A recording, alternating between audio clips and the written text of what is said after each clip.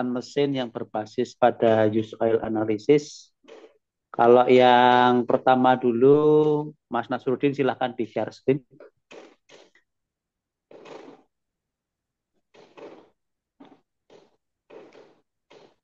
Ya, di bagian pertama dulu kita udah berdiskusi tentang apa itu pelumas, pelumas yang dibuat dari base oil dan aditif, unjuk kerjanya seperti apa yang ditentukan dengan API, lalu kebutuhan kalau untuk grease ada thickener, kemudian bagaimana pelumas itu dibuat atau diproduksi, bagaimana gemuk lumas diproduksi juga, lalu kebutuhan pelumas itu seperti apa. Nah, hari ini kita akan berdiskusi tentang bagaimana memilih pelumas, kerja pelumas itu seperti apa, usia pakainya bagaimana, kok macam-macam, ada yang nyuruh ganti oli 1.500 kalau itu sepeda motor, ada yang nyuruh oli ganti 4.000, kalau mobil ada yang nyuruh ganti 5.000, 10.000, 15.000 gitu ya. Kalau di mesin ada yang 250 jam, ada yang 500 jam. Kemudian hubungan pelumas dan mesin, hubungan pelumas dan BBM, kemudian perawatan mesin, sedikit flashback, lalu bagaimana kita melakukan sampling pelumas untuk keperluan analisis pelumas, dan terakhir analisis pelumas beserta penggunaannya. Baik, next. Topik pertama adalah memilih pelumas. Jadi, kalau ada pertanyaan silahkan aja ya, nggak usah nunggu selesai. Nanti keburu lupa pertanyaannya. Oke? Jadi pelumas dan lingkungannya itu adalah pelumas itu akan disesuaikan dengan kebutuhan mesin dan akan memberikan dampak terhadap penurunan emisi gas buang kalau itu pada kendaraan ya. Kalau untuk di mesin mungkin yang lebih utama adalah berhubungan dengan masalah konsumsi bahan bakar atau specific fuel consumption dan specific lube oil consumption atau konsumsi pelumas secara spesifik. Kira-kira logikanya adalah begini, kalau gesekan itu rendah, maka daya yang netonya yang tersisa itu akan menjadi lebih tinggi. Sehingga konsumsi bahan bakar akan menjadi lebih hemat, emisi gas buang akan berkurang. Karena itu kalau kita lihat dari waktu ke waktu, viskositas pelumas itu makin lama makin encer. Kenapa? Supaya hambatan komponen mesin yang tercelup ke dalam pelumas itu menjadi lebih kecil. Ya, contoh misalnya kalau Anda lambaikan tangan Anda di udara dan Anda lambaikan tangan Anda di air, maka yang di dalam air tentu akan lebih berat dibandingkan dengan yang di udara. Nah, kita melambaikan tangan di air itu adalah seperti komponen mesin yang tercelup ke dalam pelumas atau mengalami churning, ya, geseran dengan pelumas. Karena itu, kalau pelumasnya makin encer, maka geserannya akan makin kecil. Dengan begitu, maka efisiensinya akan meningkat. Kemudian kualitas pelumas itu disesuaikan dengan spesifikasinya. Kalau kita ingin penguapan rendah, maka emisi hasil karena volatilitas dari pelumasnya juga akan menjadi rendah.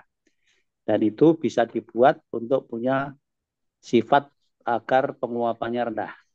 Kemudian ketahanan oksidasi yang lebih baik. Dengan begitu maka umur pakainya akan menjadi lebih lama. Jadi kerusakan pelumas itu utamanya adalah karena oksidasi. Oksidasinya dipicu oleh panas, ya. Nah, karena itu kalau kita menggunakan aditif antioksidan yang sesuai dengan dosis yang sesuai, maka umur pakai pelumas kita akan menjadi optimum. Ya, nah kalau kita lihat umur pakai pelumas, contoh kendaraan. Mobil di Indonesia rata-rata direkomendasikan untuk mengganti pelumasnya setiap 10.000 km. Dengan operasi yang kadang-kadang jalan, kadang-kadang tiba-tiba harus berhenti, jalan lagi, artinya stop and go. Di Eropa yang lebih lancar kondisi lalu lintasnya, mereka mengganti pelumas itu 40.000 km. Jadi 4 kali lipat dibanding kita. Sementara di Amerika Serikat yang jalannya lurus, cuma naik turun, dengan kecepatan biasanya dibatasi, maka mereka mengganti pelumasnya 100.000 km untuk pelumas yang sama untuk mobil yang sama. Artinya usia pakai pelumas itu tergantung dari kondisi operasi. Ya. Kemudian next Mas, apa hubungannya dengan polusi udara?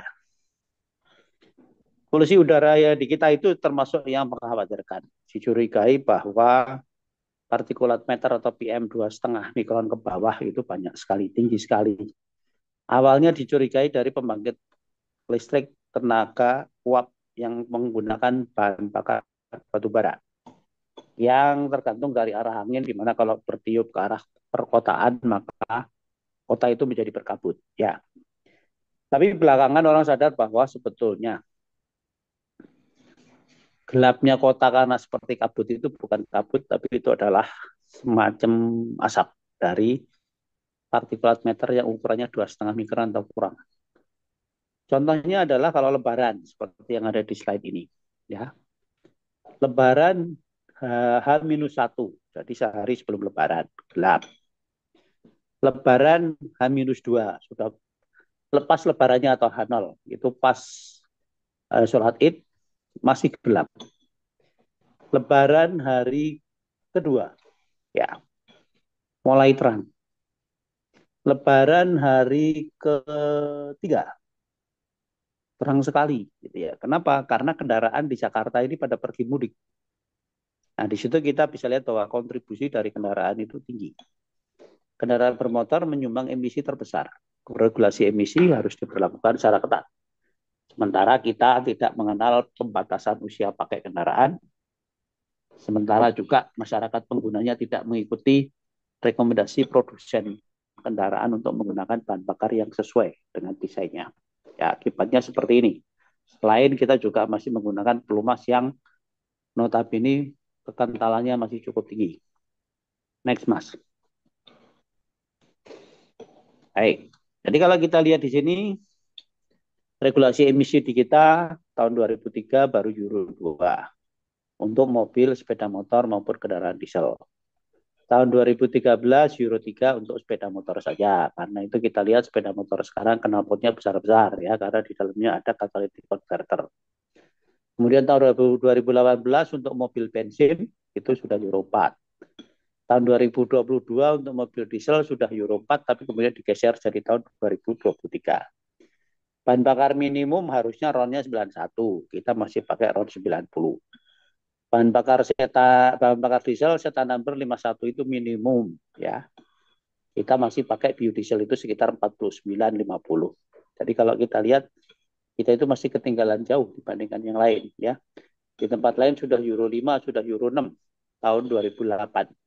Kita baru Euro 4 tahun 2024.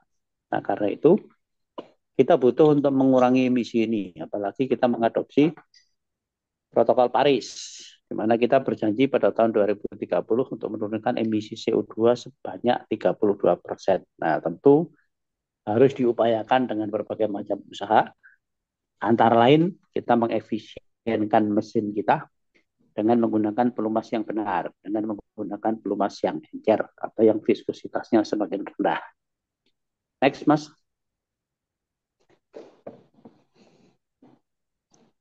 Oke, viskositas dan tegangan geser.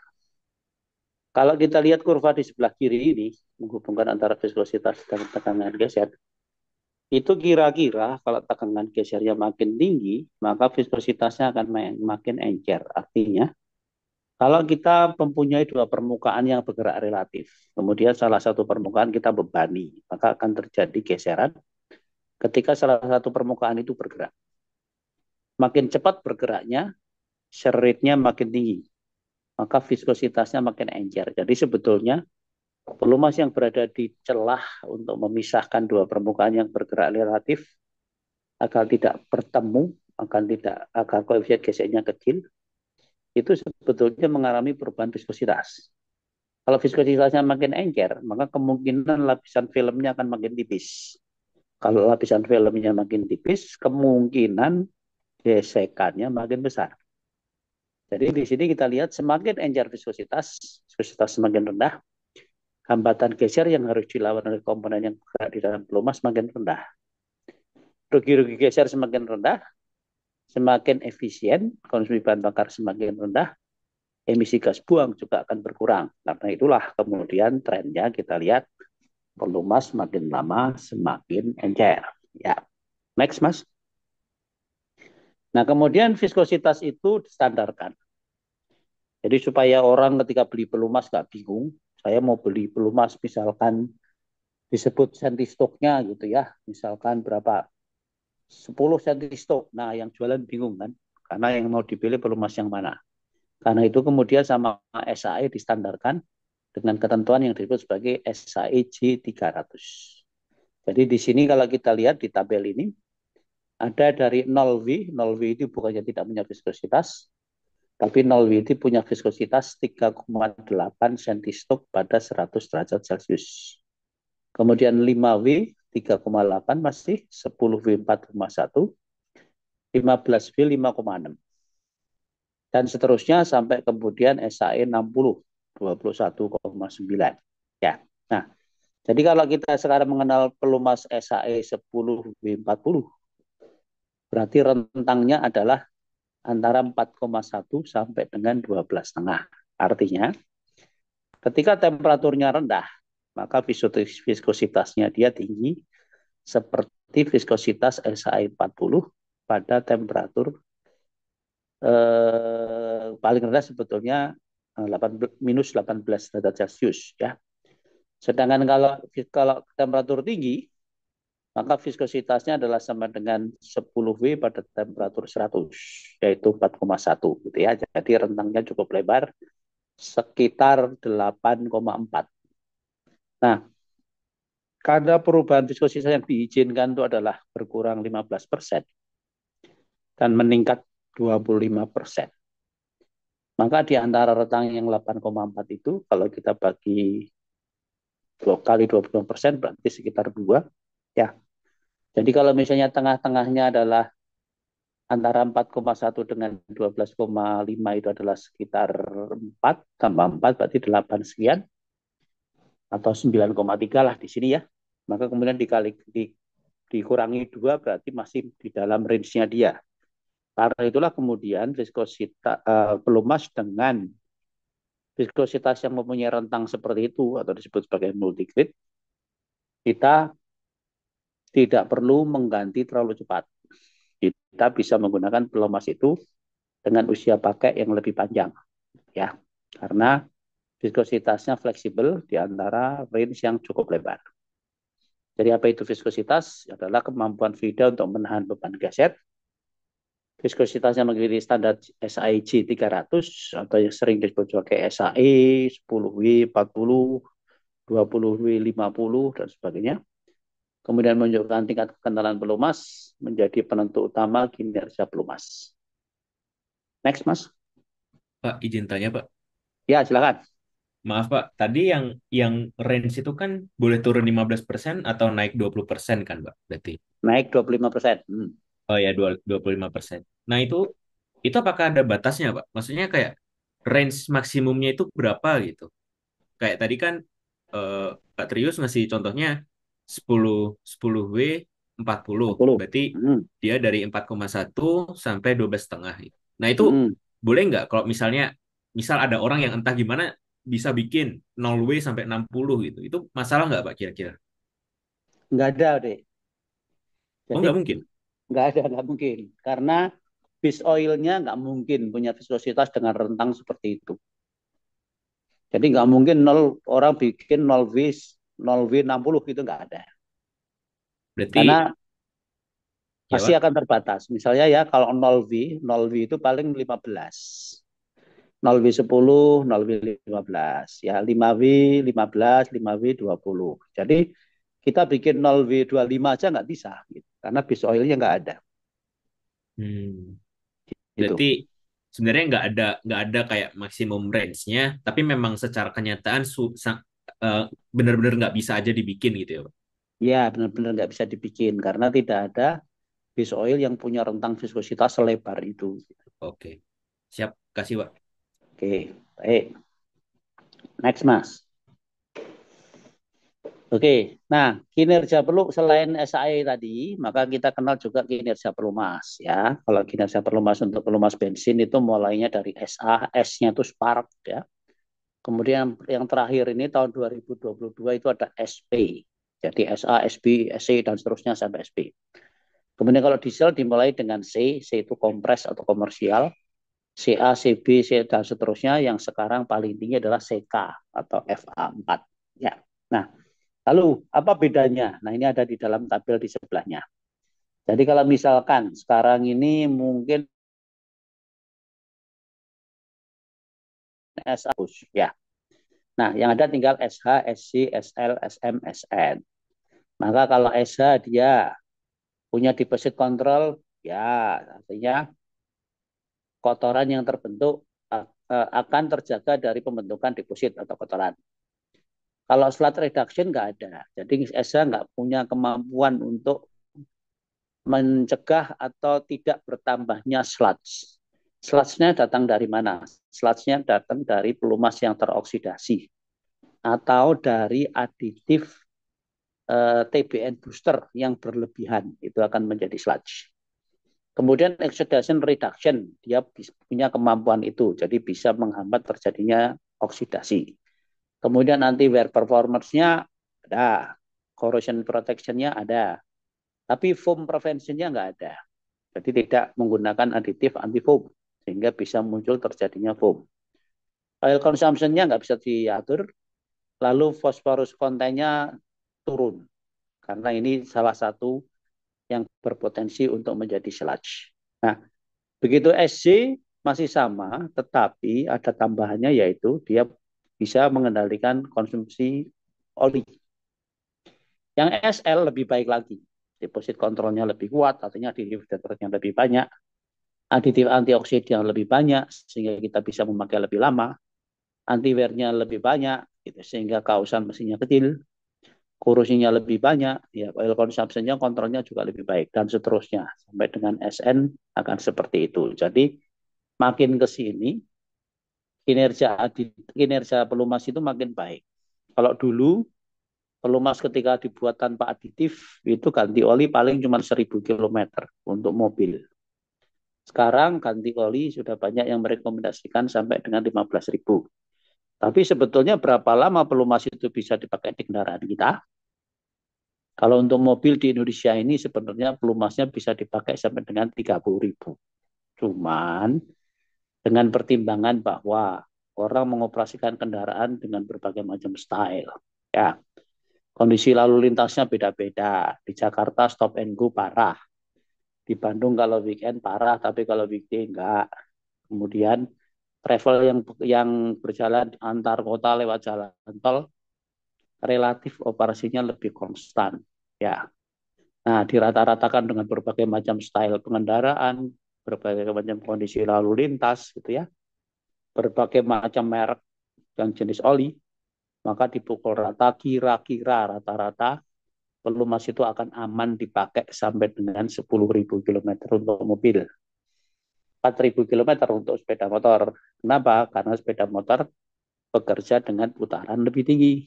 Kita tadi tahu bahwa shear stress itu akan lebih tinggi ketika kecepatannya tinggi, sehingga pelumasnya akan menjadi lebih tipis. Karena itu, kenaikan temperatur yang ada di kontak akan lebih tinggi, sehingga oksidasinya lebih tinggi, pelumasnya akan lebih cepat rusak. Gitu ya. Next. Kerja pelumas. Contoh misalkan roda gigi ini. Ya. Jadi kalau kita lihat ke roda gigi ini, maka yang ada adalah akar gigi penggerak menyentuh puncak gigi yang digerakkan. Jadi kalau ini kita lihat ini berarti yang driving itu yang atas, yang menggerakkan yang atas, yang digerakkan yang bawah. Gigi penggerak menekan dan mendorong gigi yang digerakkan. Gigi penggerak menggesek gigi yang digerakkan secara sliding. Ya. Jadi kalau kita lihat di situ berarti pelumas akan mengalami pemanasan, mengalami penekanan dan mengalami geseran. Jadi kombinasi dari semua itu. Maka ketika roda gigi ini bekerja, pasti akan terjadi perubahan viskositas. Gitu ya. Oke, next Mas. Nah, kalau misalkan pelumas itu tadi yang ada di roda gigi tadi ketemu pertama, maka yang terjadi adalah giginya berkontak antar permukaan gigi yang menggerakkan dan yang digerakkan. Jadi gambarnya mungkin tidak ada di sininya karena tidak ada pelumasnya. Kemudian ketika mulai jalan, artinya pelumasnya dipaksa untuk ikut mengalir, maka kemudian akan muncullah fenomena pelumasan seperti yang gambar sebelah kiri, boundary. Jadi sudah ada pelumas, yang berada di antara gigi yang berkontak, dan ada juga bagian gigi yang menggerakkan, yang menyentuh langsung ke permukaan gigi yang digerakkan. Kalau makin cepat geraknya, maka lapisan filmnya akan menebal, lapisan film pelumasnya akan menebal, sehingga mungkin sekarang bagian yang berkontak langsung semakin sedikit. Sedangkan kalau kecepatannya lebih tinggi lagi, maka masuklah ke rejim hidrodinamik. Jadi di mana lapisan film pelumas ini terbentuk secara penuh, sehingga tidak ada permukaan gigi yang menggesek ke permukaan gigi lain. Kalau kita plot koefisien geseknya, maka awalnya ketika boundary itu tinggi, kemudian ketika dia slide mix moving, maka dia akan menurun koefisien geseknya. Dan ketika dia hidrodinamik, karena ada geseran pada fluidanya, maka dia akan mulai nambah lagi. Ya, karena itu, kalau kita melakukan pengujian mesin untuk mengukur torsi, di mana nanti torsi itu dikalikan dengan putaran kita ada berdaya, maka kurva daya maupun kurva torsi itu pertamanya naik, setelah mencapai puncak, dia akan turun. Kenapa? Karena tadi rejim hidrodinamiknya akan menghasilkan koefisien gesek yang semakin tinggi. Jadi bentuk gigi volut melengkung memaksa minyak lumas pada permukaan gigi mengalir menuju celah yang semakin sempit atau efek wedge. Aliran minyak lumas tersebut menimbulkan gaya angkat. Gaya angkat akan memisahkan kontak antar gigi sehingga terbentuk lapisan film minyak lumas. Makin tinggi kecepatan, semakin tebal lapisan film yang terbentuk karena efek hidrodinamik. Makin tinggi viskositas, minyak lumas semakin tebal lapisan film yang terbentuk. Jadi, tebal lapisan film pelumas ditentukan oleh viskositas, kecepatan gerak relatif, dan celah yang ada atau clearance dari celah yang ada. Makin besar celah yang ada ketika proses pembuatan atau pembuatannya kurang teliti, maka lapisan film yang terbentuk akan semakin tipis. Dengan kata lain, kalau kita ingin menggunakan pelumas yang semakin encer, maka dalam proses pengerjaan pembuatan komponen mesin harus semakin teliti. Nah, karena itu juga mesin-mesin lama yang mungkin teknologi permesinannya waktu itu belum semodern sekarang, punya clearance yang lebar, jadi butuh pelumas yang kental.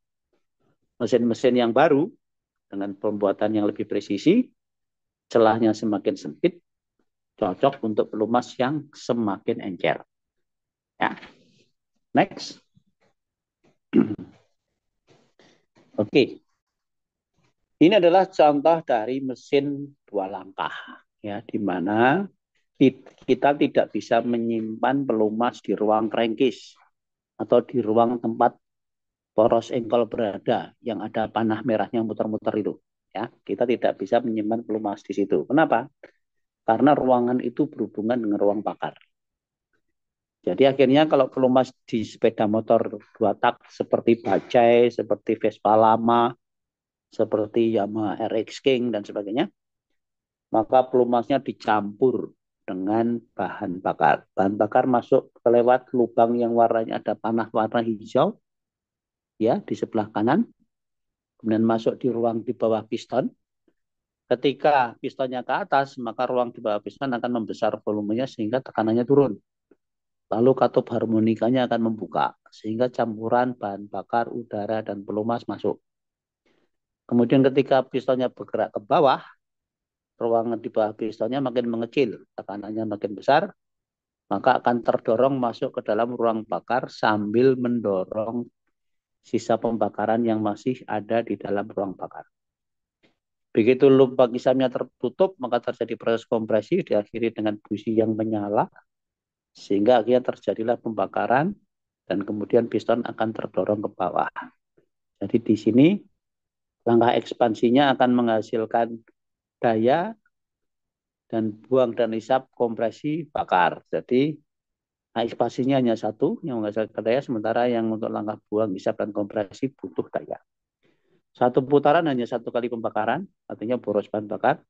Pelumas dari ruang crankcase. Jadi fungsi pelumas kalau yang pada mesin seperti ini, mengurangi gesekan, mengurangi laju keausan, membantu penyekatan, membersihkan, dan mendinginkan. Ya, contoh misalnya piston yang ada di membatasi ruang bakar itu. Dia terpapar panas, butuh pendingin. Nah, yang mendinginkan adalah pelumas yang tercampur dengan bahan bakar dan udara tadi. Next, Mas. Oke. Usia pakai pelumas 11. Kemudian tentang pembakaran pada motor bensin. Oke. Bahan bakar sembarang pasti adalah hidrokarbon, kecuali bahan bakar hidrogen, hanya punya H saja. Tapi bahan bakar lain apapun jenisnya, padat, cair maupun gas, semuanya adalah hidrokarbon. Kalau direaksikan dengan oksigen atau reaksi oksidasi atau pembakaran, kalau sempurna akan menghasilkan CO2, H2O, dan panas. Pembakaran yang pas begini disebut stoichiometris. Tetapi kadang-kadang pembakaran itu tidak sempurna, jadi kadang-kadang menghasilkan CO dan HC. CO dan HC ini termasuk emitan atau emisi karena membahayakan kesehatan. Ya. Nah, oksigennya diambil dari udara, sementara udara ada N2. Maka N2 ini dan O2 ketika berada di ruang bakar yang temperaturnya tinggi di atas 1100, maka akan menghasilkan NOx. Sementara kita tahu bahwa dari minyak bumi itu ada bawaannya sulfur, yang kemudian dikilang, dicoba untuk dikurangi dengan hydrotreating, tapi tidak semuanya bisa lenyap. Maka sulfur yang tersisa ini akan bereaksi dengan oksigen juga akan menjadi SOx. Jadi CO2, COHC, NOx, dan SOx itu adalah emisi yang membahayakan kesehatan. Ya, nah, sedangkan mesin yang bekerja itu akan menjadi panas, tentu itu akan membantu proses pembakaran untuk menjadi lebih mudah berlangsung. Baik, next. Kalau di bensin tadi seperti itu, maka di diesel ada bedanya, yaitu ada SUT, ada C bebas, di mana C ini adalah tadinya adalah reaksi gabungan dari hidrokarbon atau CH, yang kemudian ketika reaksi pembakaran dia berpisah dengan hidrogennya, tetapi belum sempat bereaksi dengan oksigen, dia sudah keluar. Maka dia akan menjadi asap hitam yang keluar dari mesin diesel, yang punya andil kepada emisi yang disebut sebagai partikulat atau PM. Ya, oke. Next, Mas. Nah, untuk menjalankan, oke, silakan. Nah, untuk menjalankan proses pembakaran tadi, maka ada syaratnya. Di ruang bakarnya kalau bisa harus terjadi kebocoran yang kecil, ya. Supaya apa? Kalau kebocorannya kecil, maka tekanan yang ada di dalam ruang bakar cukup terjaga sehingga punya kemampuan untuk mendorong piston dengan kuat sehingga akan menghasilkan daya yang tinggi. Nah, untuk keperluan itu maka kemudian di pistonnya dipasangkan ring. Kalau di sini di gambar ini ada 3 ring kompresi dan 1 ring pelumas. Kalau kita lihat gambar yang sebelah kiri, maka bentuk ring itu macam-macam. Ya, ada yang kotak, ada yang agak miring sisi yang bersentuhan dengan silinder liner, ada yang mungkin terpotong, yang ada di dalam piston groove, dan sebagainya. Ya, tapi yang jelas bentuknya tidak akan kotak banget, akan melengkung di permukaannya yang berkontak dengan dinding silinder. Nah, sementara kalau kita lihat ring pelumas, tugasnya bukan untuk menjaga supaya tidak terjadi kebocoran, tapi tugasnya adalah untuk menyebarkan pelumas sepanjang dinding silinder. Jadi ketika pistonnya bergerak ke atas, crankshaft-nya yang ada di dalam ruang crankcase, di mana pelumas menggenang di sana, akan menyipratkan pelumasnya ke dinding silinder. Lalu kemudian ketika pistonnya bergerak ke bawah, maka pelumas yang tersiprat ke dinding silinder tadi akan masuk ke dalam ring pelumas. Ketika kemudian pistonnya bergerak ke atas lagi, maka ring pelumas tadi akan menyebarkan pelumas di sepanjang geraknya pada dinding silinder. Jadi di sini kalau kita lihat pelumas ini fungsinya 2, 1 menjaga supaya terjadi penyekatan atau pelumas memisahkan kontak antara piston dan dinding silinder sehingga kebocorannya rendah. Yang kedua, menjaga supaya gesekannya rendah dengan membentuk lapisan film di antara cincin kompresi dengan dinding silinder. Ya, karena itulah kemudian mesin kita bisa bekerja dengan baik, tidak ada masalah walaupun Anda menjalankan kendaraannya dengan kencang, dengan putaran tinggi. Kalau sepeda motor mungkin bisa sampai 8.000 rpm, kalau mobil biasanya sekitar 5.000-6.000 rpm maksimum, tanpa khawatir terjadinya kemacetan. Nah, di tempat inilah tempat di mana pelumas itu rusak karena ada pembakaran di ruang bakarnya, panas sehingga pelumas akan teroksidasi. Karena itulah kemudian pelumas punya usia pakai tertentu. Next, Mas. Oke, nah ini gambaran lebih jelasnya. Jadi di piston itu ada 3 ring kalau di sini, ya, di mana ring ini bukan menjepit piston, tapi ring ini menekan ke dinding silinder, ya, karena tugasnya tadi membantu untuk mencegah kebocoran. Tapi walaupun dia mencegah kebocoran, gesekannya tidak boleh tinggi, harus rendah supaya rugi-rugi yang terjadi akibat gesekannya kecil. Ring piston harus selalu menekan ke dinding silinder agar terjadi penyekatan, tetapi dengan gesekan yang rendah karena ada lapisan pelumas di sepanjang dinding silinder. Karena itu juga dinding silinder diproses holding. Kenapa? Supaya pelumas bisa bertahan menempel di sana. Jadi kalau Anda membongkar mesin, lihat ada guratan-guratan di dinding silinder, jangan dihaluskan. Karena nanti pelumasnya tidak bisa nempel di situ. Sehingga ketika mesin Anda mati, pelumasnya turun semua. Waktu nanti Anda menghidupkan mesin lagi, nggak ada pelumas. Maka kemudian ring pistonnya bisa macet atau jam. Oke, next. Nah, ini adalah cara kerjanya kalau kita lihat. Jadi pelumas itu ditempelkan oleh ring pelumas sepanjang dinding silinder. Kemudian kalau di sebelah kiri kita, di sebelah kanan kita lihat, nah pelumas yang disebarkan oleh ring pelumas tadi itu sebagian akan kalau sudah nggak terpakai dibocorkan keluar di luarnya karena ada lubangnya. Kemudian yang ring kompresi, nah itu ada pelumasnya tipis, ya, yang akan membantu dia agar gesekannya rendah dan penyekatannya baik. Jadi di sini gesekan dan kebocoran rendah karena ada pelumas di antara ring piston dan dinding silinder. Pelumas mengalami pemanasan sehingga terjadi oksidasi pelumas. Hasil oksidasi berupa senyawa yang cenderung bersifat asam. Karena itu, salah satu tolak ukur untuk mengetahui pelumas kita perlu diganti atau tidak, itu adalah dengan melihat TBN-nya, total base number. Jadi kalau total base number-nya ini turun, melewati batas tertentu, misalkan 25% tadi, maka artinya pelumas kita sampai pada usia di mana dia harus diganti. Kontaminan akan meningkat akibat produk oksidasi. Jadi kalau mesin kita beroperasi dengan kencang, ya panas, pembakarannya lebih sering atau lebih panas, maka usia pakai pelumas kita akan memendek. Ya, next.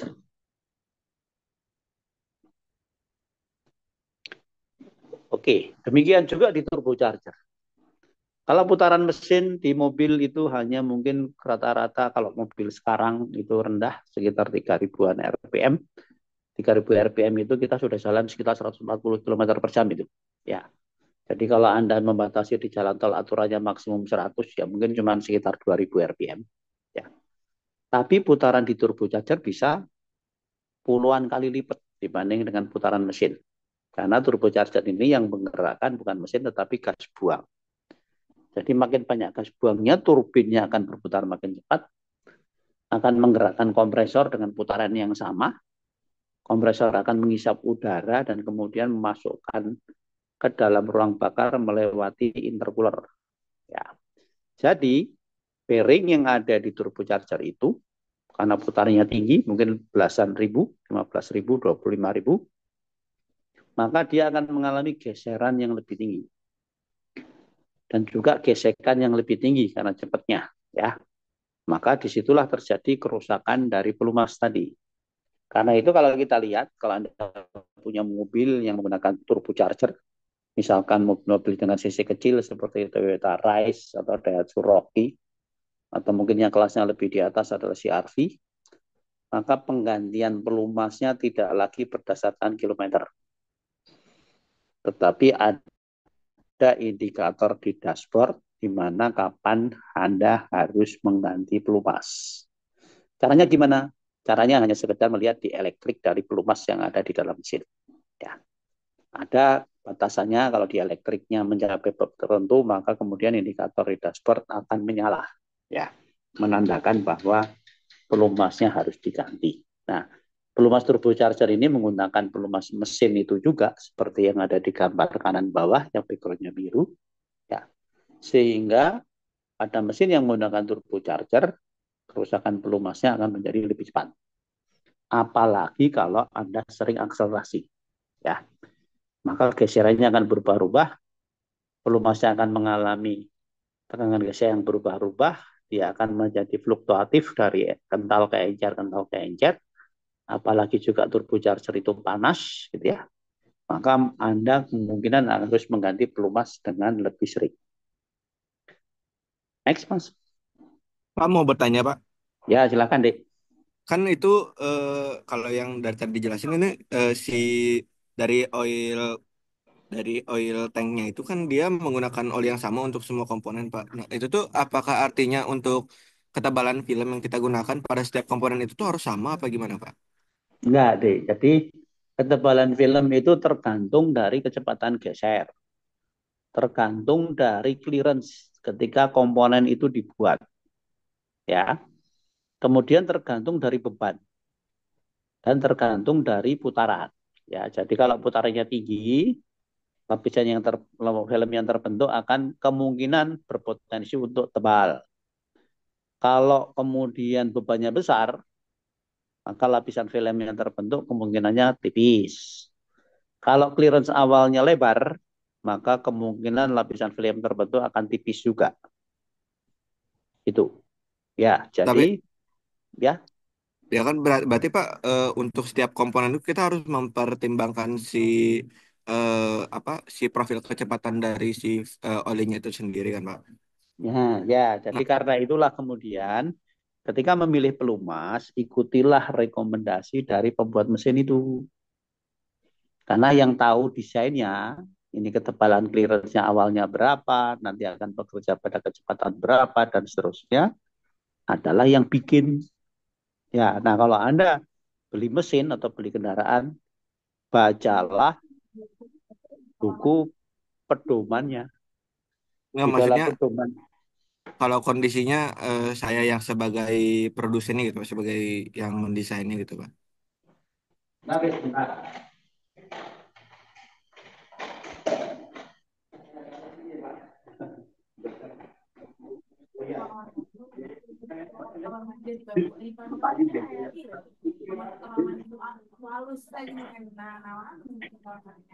Oke, Dek, gimana, Dek? Kalau misalnya saya sebagai posisinya itu yang mendesain mesin tersebut, kan artinya untuk setiap mesin itu profil kecepatan si olinya itu berbeda. Terus juga kalau misalnya dia beroperasi dalam temperatur yang beda, dia ada kemungkinan viskositas dinamiknya juga berbeda juga gitu, Pak. Jadinya untuk penentuan si ketebalan filmnya itu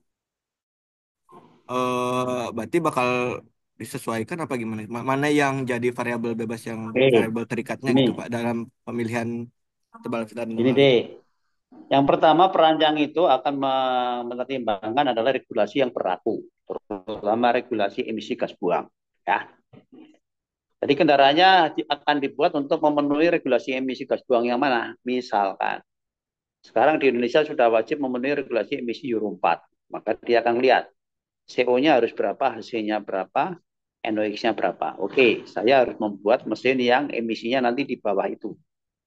Berarti konsumsi bahan bakarnya harus mencapai mungkin barangkali 20 km per liter gitu ya. Nah, dengan target itu, maka saya harus pakai pelumas yang mana? Saya harus pakai pelumas yang encer. Oke, SI berapa? 0W15. Nah, lalu dibuatlah komponen mesinnya menyesuaikan. Kalau nanti mobil ini paling rendah, operasinya adalah 800 RPM. Paling tinggi 6000 RPM. Nah, dirancanglah sama dia. Paling kritis kalau untuk kecepatan kan putaran rendah.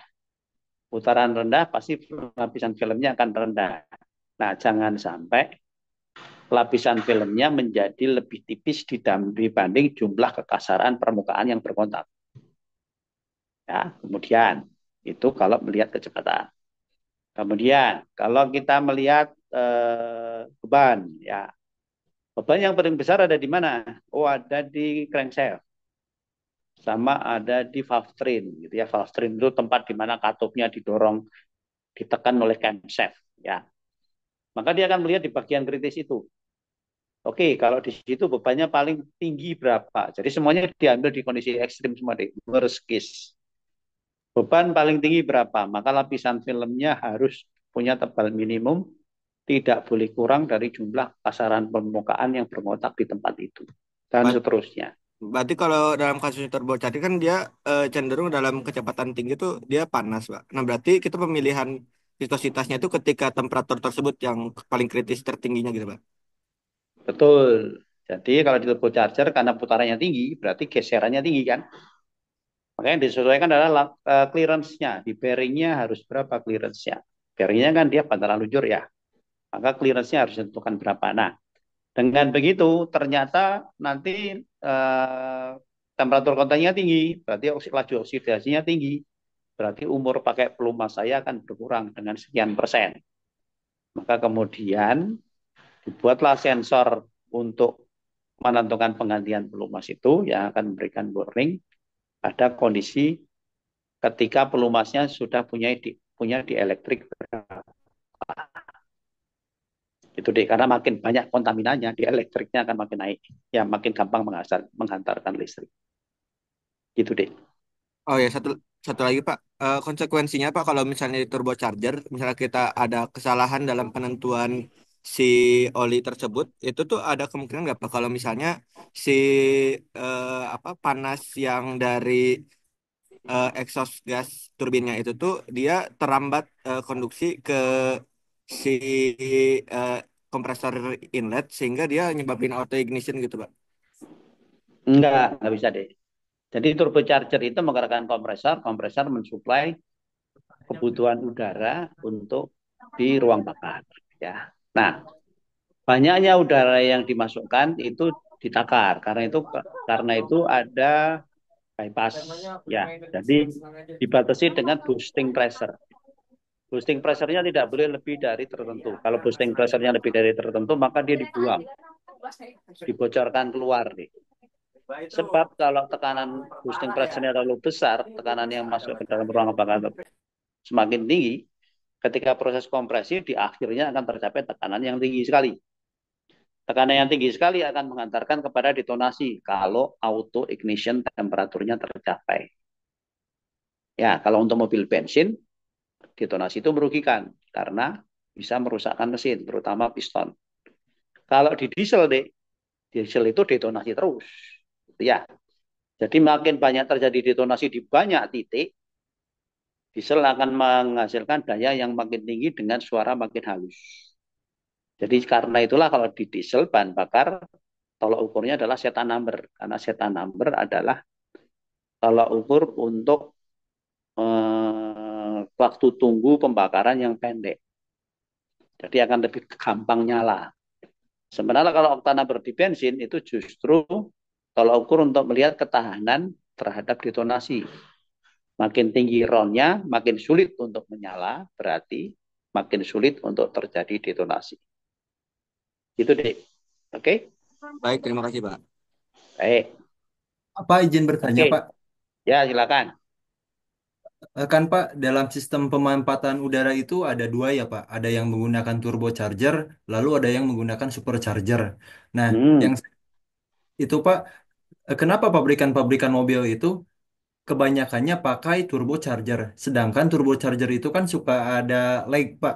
Jadi mulai terasa pemampatan udaranya itu misalkan ketika beberapa detik setelah digas baru kerasa tenaganya Pak. Nah, terus kan supercharger itu kan Pak putarannya itu bukan dari gas Oke, buang ya Pak. gini. Kalau Anda ingin apa? Kan Turbocharger. yang supercharger kan putarannya bukan dari gas buang ya Pak. Nah, bisa nggak Pak? Kita konstruksinya turbocharger, tapi putaran turbinnya itu dari putaran mesin Pak, bukan dari putaran gas buang Pak. Oke, gini. Supercharger itu yang menggerakkan adalah putaran toros engkol. Jadi memakan daya. Ya, jadi daya netonya akan berkurang. Supercharger efektif pada putaran rendah. Karena itu kalau Anda lihat di drag race itu ya, di drag race mobil, di atas mesinnya dipasangin sesuatu sampai menonjol keluar kap mesinnya itu. Nah, itu supercharger. Dia bisa mensuplai udara secara instan ketika dari kecepatan rendah. Ya, turbocharger dia dia mensuplai udara ke ruang bakar oleh kompresor yang digerakkan oleh turbin. Turbinnya bergerak karena tiupan aliran dari gas buang, gitu ya. Nah, sehingga dulu ketika orang saya ingin di putaran rendah juga tenaganya besar, di putaran tinggi juga besar, maka dibuatlah turbo supercharger. Itu teknologinya diadaptasi oleh VW. Jadi kalau Anda beli mobil VW Golf ya tahun 2015-an gitu, itu menggunakan supercharger dan turbocharger. Di mana superchargernya bekerja pada putaran rendah, turbochargernya bekerja pada putaran tinggi gitu ya. Nah, tapi sekarang turbocharger itu nozzle-nya bisa diatur. Karena itu kalau Anda lihat di Fortuner, bagian belakangnya ada tulisnya VNT, Variable Nozzle Turbocharger. Ya, kalau di Mitsubishi VGT, Variable Geometric Turbocharger. Nah, nozzle-nya itu bisa diatur, bisa menguncup dan melebar. Jadi ketika putaran rendah, dia menguncup.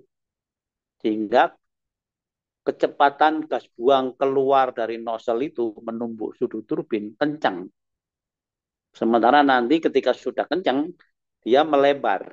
Sehingga laju aliran massa yang menabrak sudut turbin tambah banyak. Karena itu kemudian tidak ada turbo lag lah. Jadi kalau Anda mengendarai mobil-mobil yang diesel yang sudah seperti itu, atau mobil-mobil kecil bensin seperti Rise Rocky seperti itu, nggak ada lagi lag-nya. Anda injek gas ya dia langsung instan terjadi akselerasi yang kuat. Gitu. Nah itulah teknologi ya. Jadi makin hari akan makin berkembang. Oke, terjawab? Terjawab Pak. Tapi Pak ada apa? Ada satu pertanyaan lagi Pak. Nah, bedanya kita pakai turbocharger dengan supercharger dalam konsen apa? Dalam konsumsi daya itu gedean mana ya Pak? Ya, tadi. Jadi supercharger akan memberikan tambahan daya pada putaran rendah.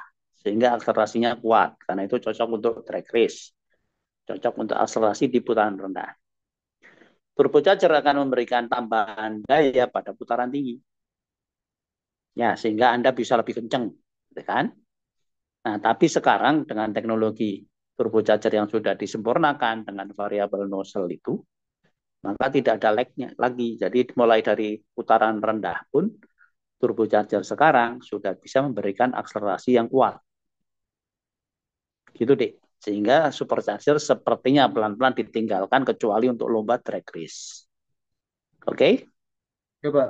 Terima kasih Pak udah kejawab Pak. Ya, oke. Okay. Next, Mas. Jadi kalau kita lihat tadi yang kita bahas, oksidasi pelumas pada turbocharger itu terjadi karena turbocharger dipergunakan untuk meningkatkan daya mesin sehingga konsumsi bahan bakar berkurang.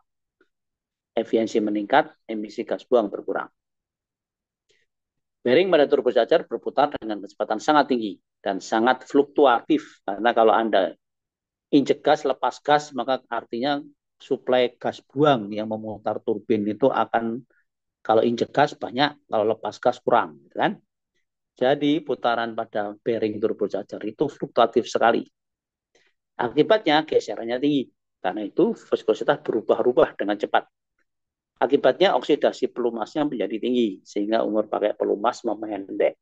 Ya, karena itulah kemudian mobil yang menggunakan turbocharger dikasihlah indikator di dashboardnya kapan olinya harus diganti. Dari situ kemudian memunculkan yang fenomena yang disebut sebagai low speed pre-ignition atau LSPI di ruang bakar. Kenapa? Karena ada kemungkinan pelumas yang kemudian masuk ke jalurnya kompresor karena kebocoran di bearing, sehingga akhirnya pelumas itu masuk ke dalam ruang bakar. Nah, pelumas karena hidrokarbon juga, maka akan kemungkinan akan terjadi pembakaran awal atau pre-ignition di ruang bakar sebelum pembakaran yang sebenarnya terjadi. Karena itulah kemudian kita butuh oli yang punya spesifikasi APA service SP ya untuk mencegah terjadinya LSPI itu. Oke, next.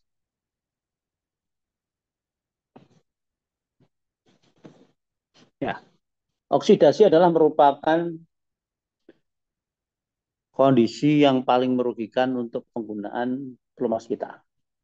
Ya, karena dengan adanya oksidasi itu maka akan muncul senyawa-senyawa yang cenderung bersifat asam sehingga akan merubah karakteristik pelumas yang tadinya cenderung bersifat basa atau punya TBN tinggi menjadi pelumas yang cenderung bersifat asam atau TBN-nya turun atau dengan lawan kata TAN-nya awalnya rendah menjadi total acid number-nya yang makin meningkat.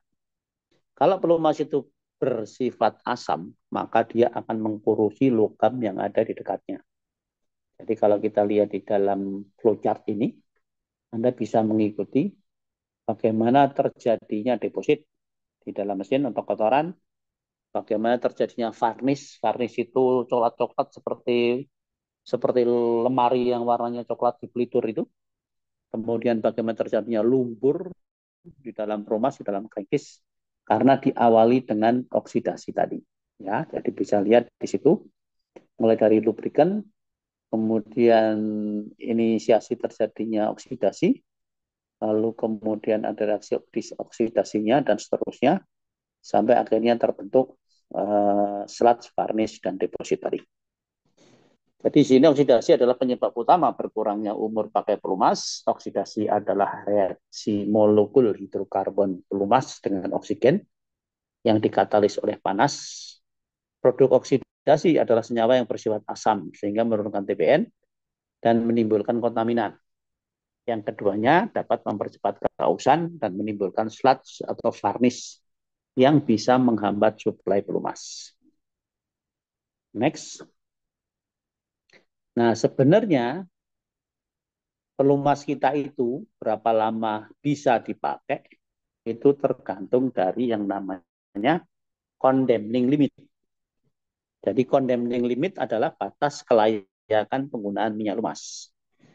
Jika hasil use oil analysis memiliki nilai yang lebih besar dari condemning limit, itu artinya pelumasnya harus diganti.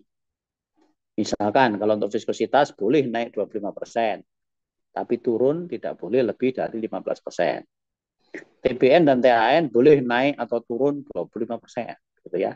Sementara di sini kalau kita lihat untuk batasan untuk keausan yang terjadi,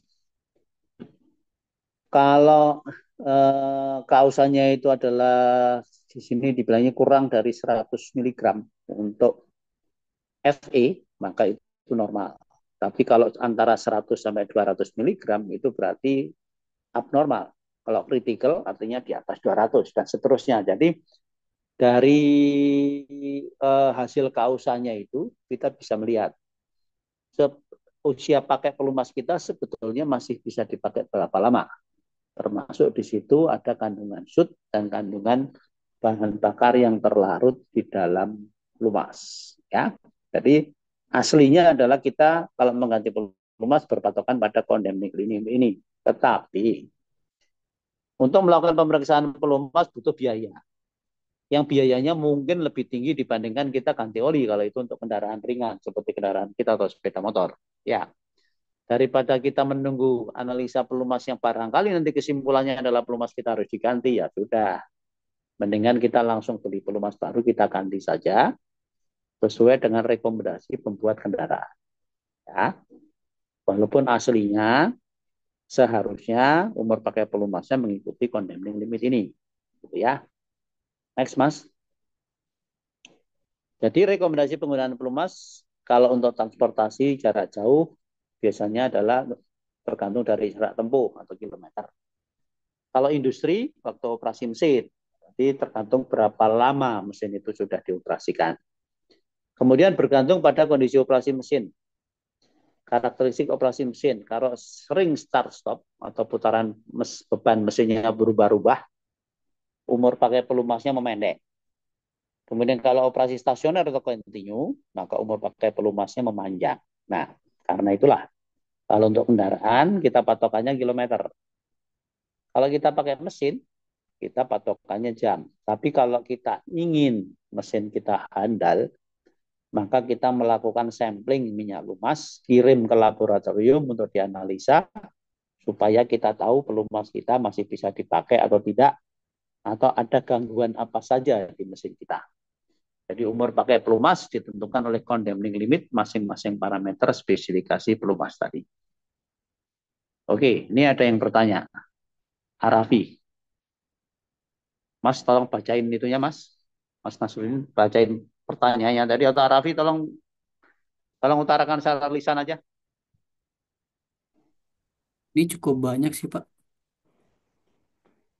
Cukup banyak. Mic-nya rusak katanya, Pak. Jadi saya baca saja, Pak. Oke. Sebentar, Yang sebentar. pertama, Incen. Nomor 1.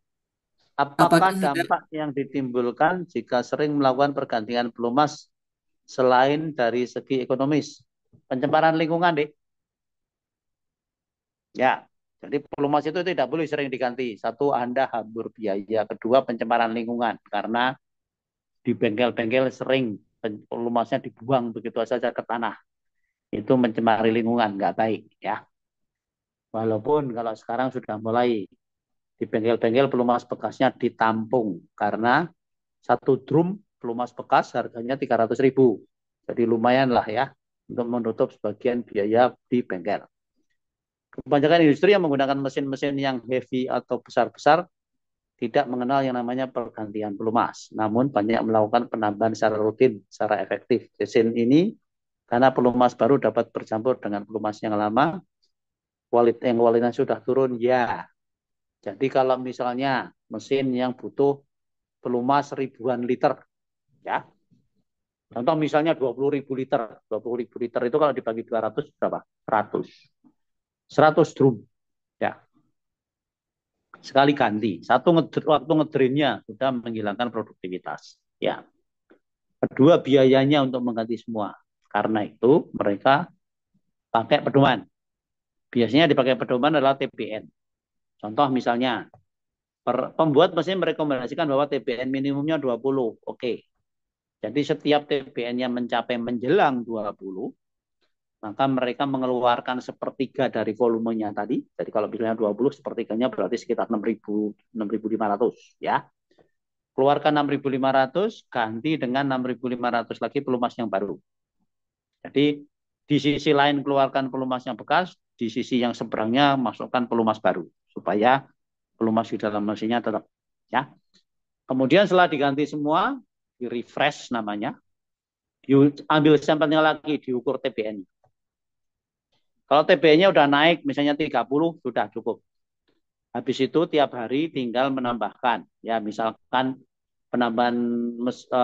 penambahan oli yang diperlukan atau SLUC-nya adalah 0,2 mg per kW. Misalnya. Ya tinggal tambahkan aja lah. Misalnya sekitar 200 liter per hari tambahkan. Tapi di monitor TB-nya selalu. Setiap 100 jam ambil sampel. Ya. OTP-nya yang tadinya udah 30 turun dari 25, berarti belum perlu di-refresh dan seterusnya ya. Dengan begitu maka biaya untuk penggantian pelumasnya menjadi optimum.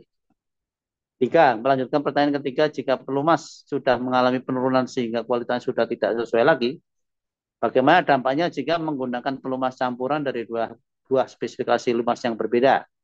Misal SAE 10W40 dicampur dengan 15W40. Kalau untuk Viskositas itu tergantung proporsi. Jadi misalkan Anda mencampurkan 10-40 sebanyak 60% dengan SAE 15-40 sebanyak 40%, maka proporsional deh. Tinggal 60% kali viskositasnya 0,10W40 ditambah 40% kali viskositasnya 15W40. Tetapi yang tidak proporsional adalah kinerjanya, API service-nya. Jadi kalau API service-nya berbeda, nah itu tidak disarankan untuk mencampur itu. Atau Anda mencampurkan pelumas dengan merek yang berbeda, maka juga tidak disarankan karena compatibility-nya. Belum tentu aditifnya kompatibel, sehingga nanti malah akan menjadi koagulan. Oke, cukup? Baik. Jadi umur pakai pelumas ditentukan oleh country limit dari masing-masing pelumas tadi. Oke, next. Hubungan pelumas dengan mesin. Contoh sederhana aja ya. Sepeda motor Anda lah. Ya, sepeda motor sport. Dari piston lewat connecting rod menggerakkan polos engkol. Dari polos engkol lewat roda gigi menggerakkan rumah kopling. Dari rumah kopling kemudian ada plat gesek menggerakkan sistem transmisi. Kemudian dayanya diteruskan lewat sproket ke roda belakang. Ya, oke. Jadi di sini pelumas yang dipakai satu harus kalau bisa selicin mungkin untuk melumasi roda gigi. Ya, tapi kan ada kopling gesek. Kalau ada kopling gesek, kalau licin sekali nanti slip. Nah, kemudian dicarilah optimasinya. Ya, jadi konversi energi mekanik bahan bakar menjadi daya mekanik terjadi di ruang bakar. Mekanisme torok engkol mengubah gerak translasi piston menjadi putaran dan torsi. Putaran dan torsi diteruskan melalui roda gigi dan kopling agar memungkinkan perubahan gigi untuk menjaga agar torsi cukup sebagai penggerak kendaraan. Melalui sistem poros atau rantai, torsi dan putaran diteruskan ke roda kendaraan untuk sepeda motor sport. Ya, jadi di sini pelumasnya nggak boleh terlalu licin. Artinya aditif anti frictionnya jangan banyak-banyak. Tetapi harus menjaga supaya mesinnya awet. Artinya aditif anti wear-nya cukup banyak. Gitu ya. Kemudian ada gesekan di koplingnya, maka butuh terjadi panas tinggi, maka butuh antioksidan yang cukup banyak juga dan seterusnya. Ya. Nah, karena itulah kemudian kalau untuk sepeda motor sport ini, maka kita boleh spesifikasinya adalah JASO MA atau MA1. MA1 atau MA2. Sementara kalau sepeda motor Anda adalah Matic, tidak ada plat geseknya, maka yang Anda pilih adalah klasifikasi untuk JASO MB. Ya. Oke, next Mas. Jadi kalau kita lihat di sini, spesifikasi berdasarkan sistem transmisi daya, kopling motorsport mentransmisikan daya dengan cara gesekan atau slip di antara plat gesek dan kampas kopling. Pada awalnya dan secara berangsur slip berkurang sehingga akhirnya sinkron. Sehingga memerlukan pelumas yang tidak memperparah slip atau JASO MA. Kopling motor bebek mentransmisikan daya dengan cara gesekan akibat adanya gaya sentrifugal antara kampas kopling dengan rumahnya. Sehingga memerlukan pelumas yang tidak memperparah slip. Ya, JASO MA. Kopling motor matic mentransmisikan daya dengan cara gesekan akibat adanya gaya sentrifugal di antara kampas kopling dengan rumahnya. Sehingga tidak memerlukan pelumas pada koplingnya, tetapi memerlukan pelumas yang licin di dalam mesin yang banyak bearing dan roda gigi. Karena itu dipilihnya JASO MB. Ya, jadi jangan salah pilih pelumas. Ini contoh kecil mungkin supaya menggugah Anda untuk menyadari bahwa pelumas itu sudah ditentukan oleh produsen kendaraan atau produsen mesin. Mana yang harus digunakan. Oke, next Mas. Nah, ini adalah perbedaan antara JASO MA, MB, MA1, dan MA2. Jadi bedanya ada di mana? Di sini ada parameter dynamic friction karakteristik, ada parameter static friction karakteristik atau SFI, dan ada juga stop time index STI. Nah, ini dipakai alat ukurnya dengan JASO T904.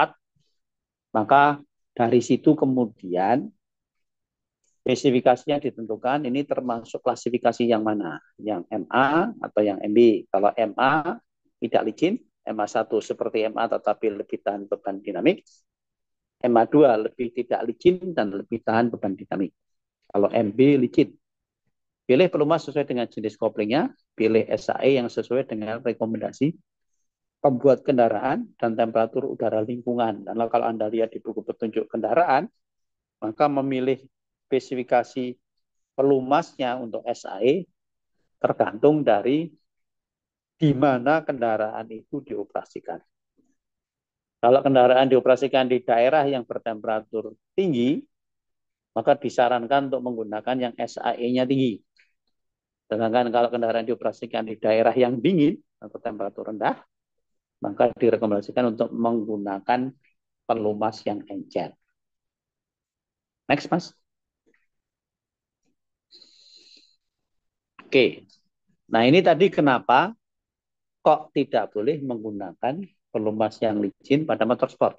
Karena kalau kita lihat, di dalam rumah kopling itu ada banyak plat gesek. Jadi ketika kita membiarkan tuas koplingnya itu tidak kita pencet, maka ketika itu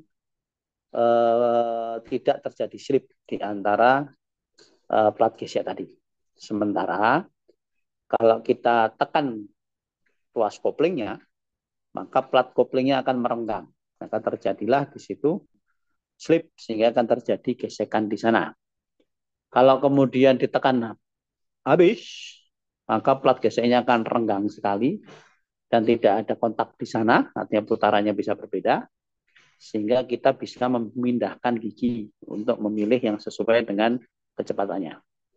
Jadi ketika tuas tidak ditekan, transmisi daya berlangsung. Ketika tuas mulai ditekan, plat gesek merenggang, mulai terjadi slip. Ketika tuas ditekan penuh, plat gesek merenggang penuh, sehingga putaran poros tidak sama dengan putaran transmisi. Karena itu kemudian gigi bisa dipindah. Jadi butuh pelumas yang tidak licin, tetapi tahan beban dinamik. Kayak contoh nyata yang ada di kendaraan Anda. Next, Mas. Sedangkan cara kerja kopling sentrifugal motor PW.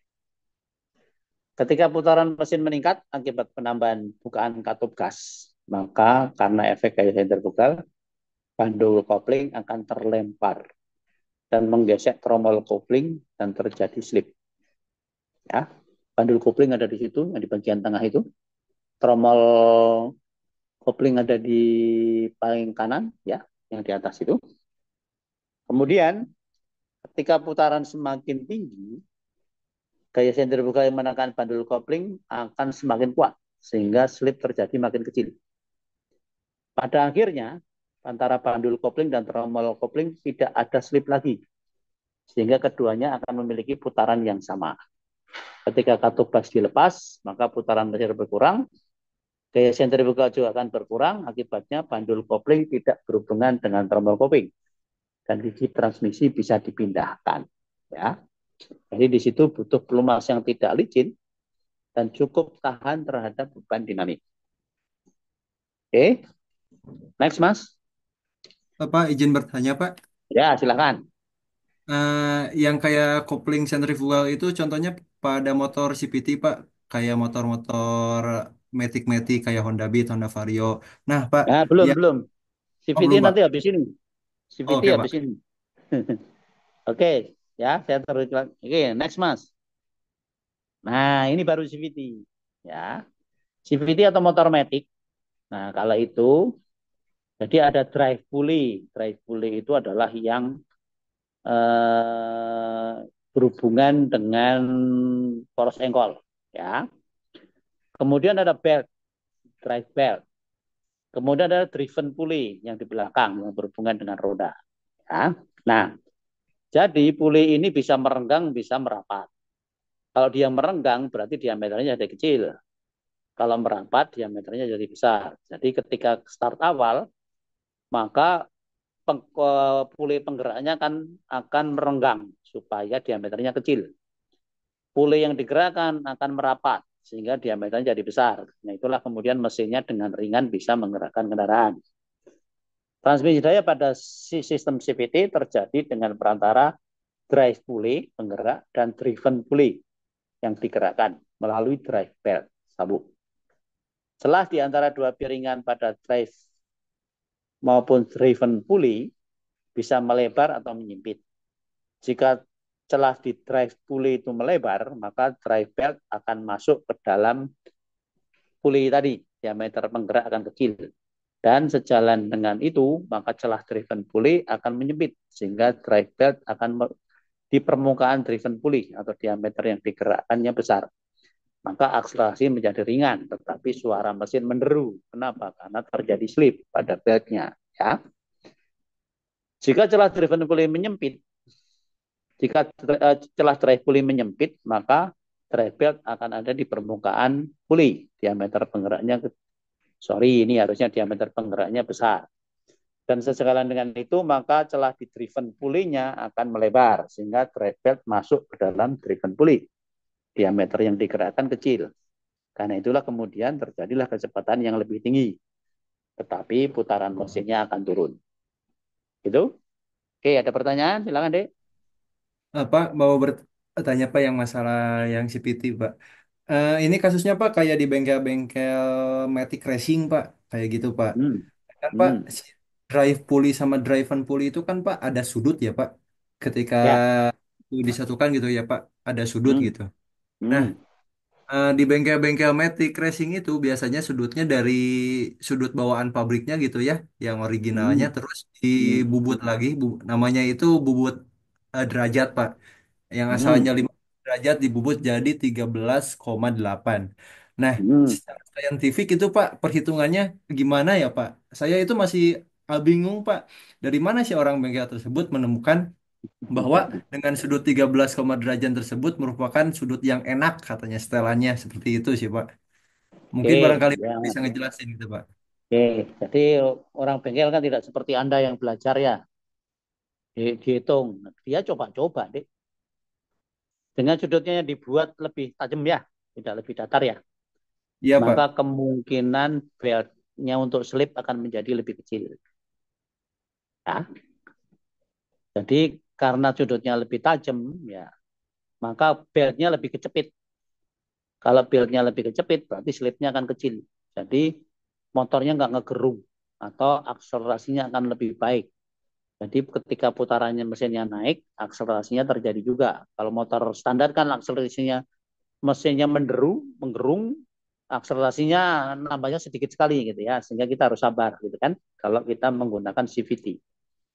Nah kalau mereka nggak dihitung, mereka dicoba-coba. Kalau Anda sebetulnya bisa dihitung, ya karena di sini kan nggak ada pelumas, nggak boleh ada slip.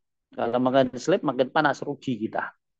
Ya, cari aja yang koefisien geseknya paling gede sehingga tidak terjadi slip. Oke? Pak, mau nanya lagi, Pak. Ya. Berhubungan dengan yang tadi sih, Pak. Kebanyakan tuh ada juga untuk mengubah si pemberatnya itu, Pak, roller si Ah, bagian CVT-nya itu entah menjadi ringan atau menjadi lebih berat. Itu kira-kira pengaruhnya apa ya, Pak? oke. Jadi pemberatnya itu kan sebetulnya yang akan menentukan membesar atau mengecilnya celah. Ya, kalau dibuat lebih berat itu artinya responnya akan jadi lebih cepat. Kalau dibuat ringan berarti dia menguncupnya akan menjadi lebih lama. Jadi akan menentukan waktu slipnya juga. Jadi yang penting di kendaraan dengan transmisi CVT ini adalah waktu slipnya. Makin pandai waktu slipnya, performanya akan makin baik. Malah kadang ada beberapa yang dimatikan ya. Jadi tidak lagi continuous, tapi fix pada suatu ini tertentu. Jadi nggak ada slip lagi gitu ya. Bisa seperti itu. Oke, tapi kan itu tidak sesuai dengan desainnya. Motor metik kan didesain untuk kepraktisan. Kakinya bisa nginjek semuanya ke jalan, tangannya yang mengendalikan rem depan atau belakang. Kemudian tidak ada oper gigi, gitu kan? Jadi sehingga dibuatlah motor matic itu. Jadi memang motor matic tidak untuk performa mestinya ya. Untuk penggunaan yang smooth, tidak sering-sering akselerasi. Ya udah jalan-jalan aja, yang penting sampai tempat. Kebutuhan pakailah motor sport. Oke? Baik, Pak. Terima kasih. Oke, Pak. Oke, next. Nah, ini tadi CVT tadi ya. Dari simulasi ini Anda bisa lihat ya, mana yang menggerakkan primary pulley drive, mana yang digerakkan yang bawah ya. Dan kemudian di dalamnya ada pegas yang akan mengatur ya. Oke. Nah, dari situ kemudian kita bisa melihat kalau ketika start awal, kalau ini kebetulan contohnya mobil ya, pakai oper gigi dari N kemudian ke D ya, maka dia akan mulai jalan. Puli yang awalnya yang di penggeraknya kecil lama-lama jadi besar, sementara yang digerakkan yang awalnya besar jadi kecil. Dengan begitu maka torsi yang diperlukan akan rendah ketika mulai gerak.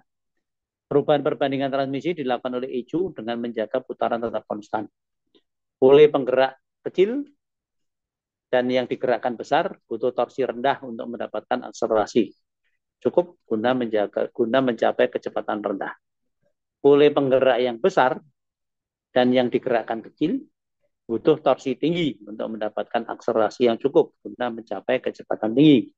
Karena karakteristik dari internal combustion engine itu ketika putaran rendah torsinya rendah. Beda dengan baterai electric vehicle. Motor listrik itu punya torsi yang besar sejak putaran rendah. Ya, karena itu kalau dulu Pak Dahlan Iskan bilang dia kecelakaan mengendarai mobil listrik karena nggak ada transmisinya, salah beliau. Karena mobil listrik memang nggak ada transmisinya, gitu kan? Tapi bagaimana kepiawaian pengendara untuk mengatur arus listrik yang disuplaikan ke motor listrik. Oke? Next, Mas. Jadi mekanisme kerja CVT adalah belt dijepit di dua piringan puli penggerak menarik belt, terjadi slip pada perputaran gesek piringan puli penggerak dan belt kecepatan belt lebih rendah dibanding puli. Belt menarik puli yang digerakkan tidak ada slip. Slip pada puli penggerak berkurang sejalan dengan kenaikan gesekan yang terjadi. Puli yang digerakkan berputar sesuai dengan arah puli penggerak dengan kecepatan sesuai perbandingan transmisinya. Pada sepeda motor tidak memerlukan pelumas. Pada mobil perlu pelumas untuk mendinginkan belt dan puli, tetapi jangan sampai menyebabkan slip. Oke. Next, Mas. Oke, ini transmisi manual. Ya. Oke, jadi kita bisa memilih gigi 1, 2, 3, 4 karena kita mengubah-ubah pasangannya. Perpindahan gigi dilakukan oleh pengendara. Pasangan gigi penggerak dan yang digerakkan diubah-ubah untuk mendapatkan akselerasi yang cukup agar kecepatan yang diinginkan tercapai. Gigi penggerak kecil dan yang digerakkan besar butuh torsi rendah untuk mendapatkan akselerasi cukup guna mencapai kecepatan rendah. Gigi penggerak besar dan yang digerakkan kecil butuh torsi tinggi untuk mendapatkan akselerasi yang cukup guna mencapai kecepatan tinggi.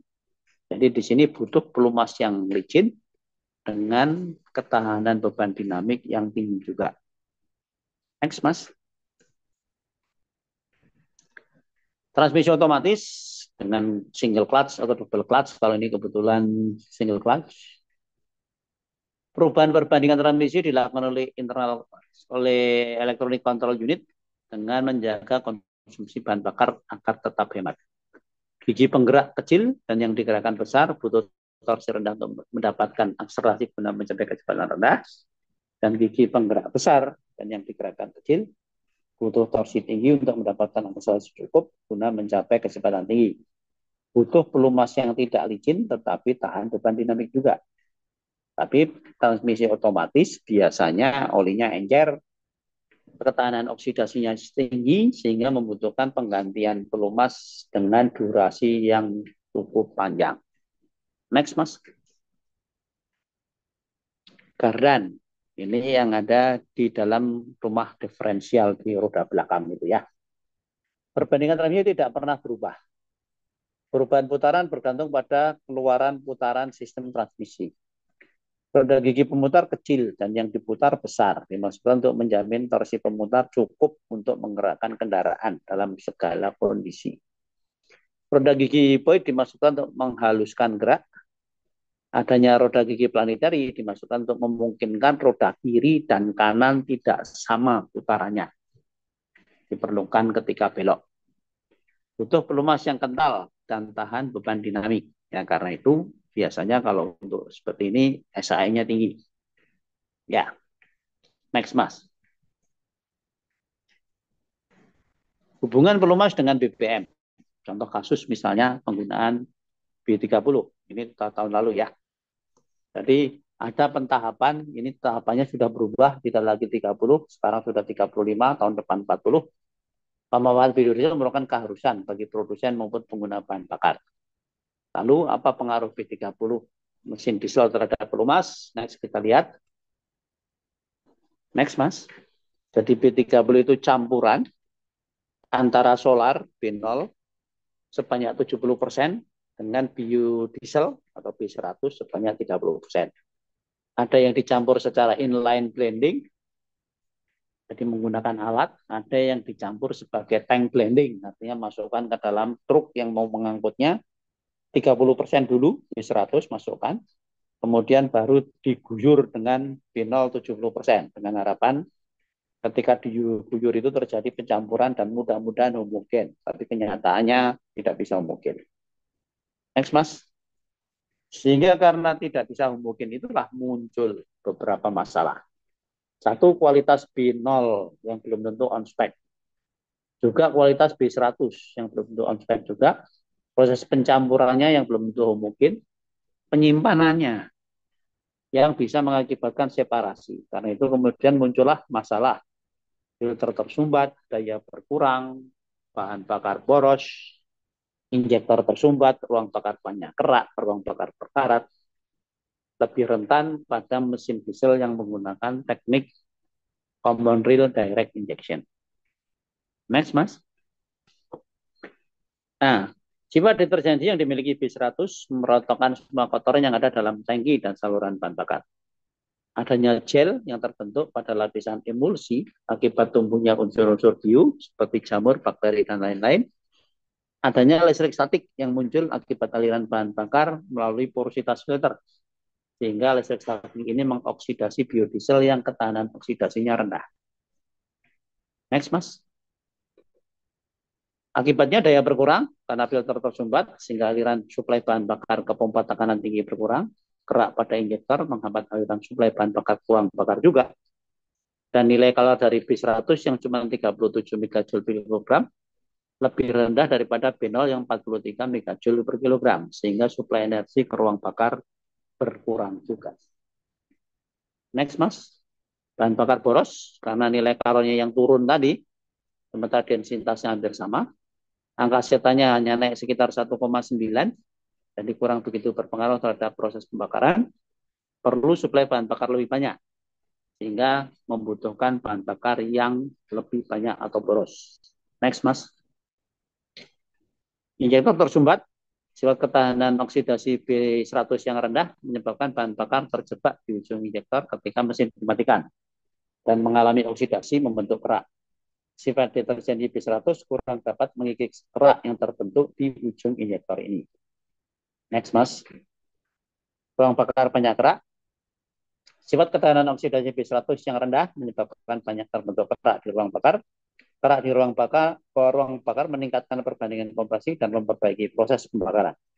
Konsumsi mesin diesel modern dengan katup masuk ke dalam torak berpotensi terjadinya tumbukan torak dengan katup jika kerak yang terbentuk berlebihan. Next.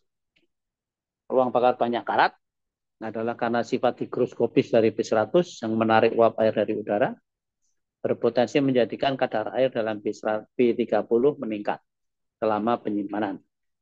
Air yang terkandung pada dalam B30 berpotensi menyebabkan korosi pada komponen ruang bakar. Korosi berpotensi menyebabkan kausan pada lubang injektor, sehingga proses pengkabutan tidak menghasilkan atomisasi bahan bakar yang lembut. Oke, next Mas. Nah, kalau di sini kita lihat perubahan sifat fisika kimianya karena kombinasi 30% biodiesel dan 70% solar, maka akan berubah bilangan stetananya, viskositasnya, kemudian kandungan sulfur, kandungan air, dan juga lubricity atau HFRR. Ya. Jadi, stetan number-nya akan cenderung naik, viskositasnya juga akan cenderung naik karena biodiesel lebih kental, kemudian kadar sulfur akan turun karena biodiesel tidak mengandung sulfur, kemudian kandungan air akan naik karena sifat higroskopis dari B100, dan juga lubricity-nya akan membaik karena kelicinan daripada B100 tadi. Jadi indeks cetannya makin tinggi, viskositasnya juga akan makin tinggi, sehingga akan mengakibatkan butiran bahan bakar menjadi lebih kasar dan bahan bakar tidak habis terbakar, terutama biodieselnya. Ya, kalau indeks cetannya akan naik, tergantung komposisinya. Kalau untuk B30 naik sekitar 1,9%. Next, Mas. Kandungan sulfur. Next lagi. Ya, kandungan sulfur dari 0,108 menjadi 0,075, artinya berkurang. Artinya akan memperlambat penurunan TBN pelumas. Kenapa? Karena TBN pelumas itu didefinisikan minimum sebanyak 20 kali kandungan sulfur dalam ppm yang satuannya adalah persen. Jadi kalau misalnya kandungan sulfurnya di ppm adalah 2000 ppm, maka kita bagi 10.000 menjadi 0,2. 0,2 kali 20 berarti minimum TBN-nya adalah 4. Ya. Kalau dulu solar kita 3.500 berarti 0,35 kali 20 berarti minimum TBN-nya adalah 7. Gitu ya.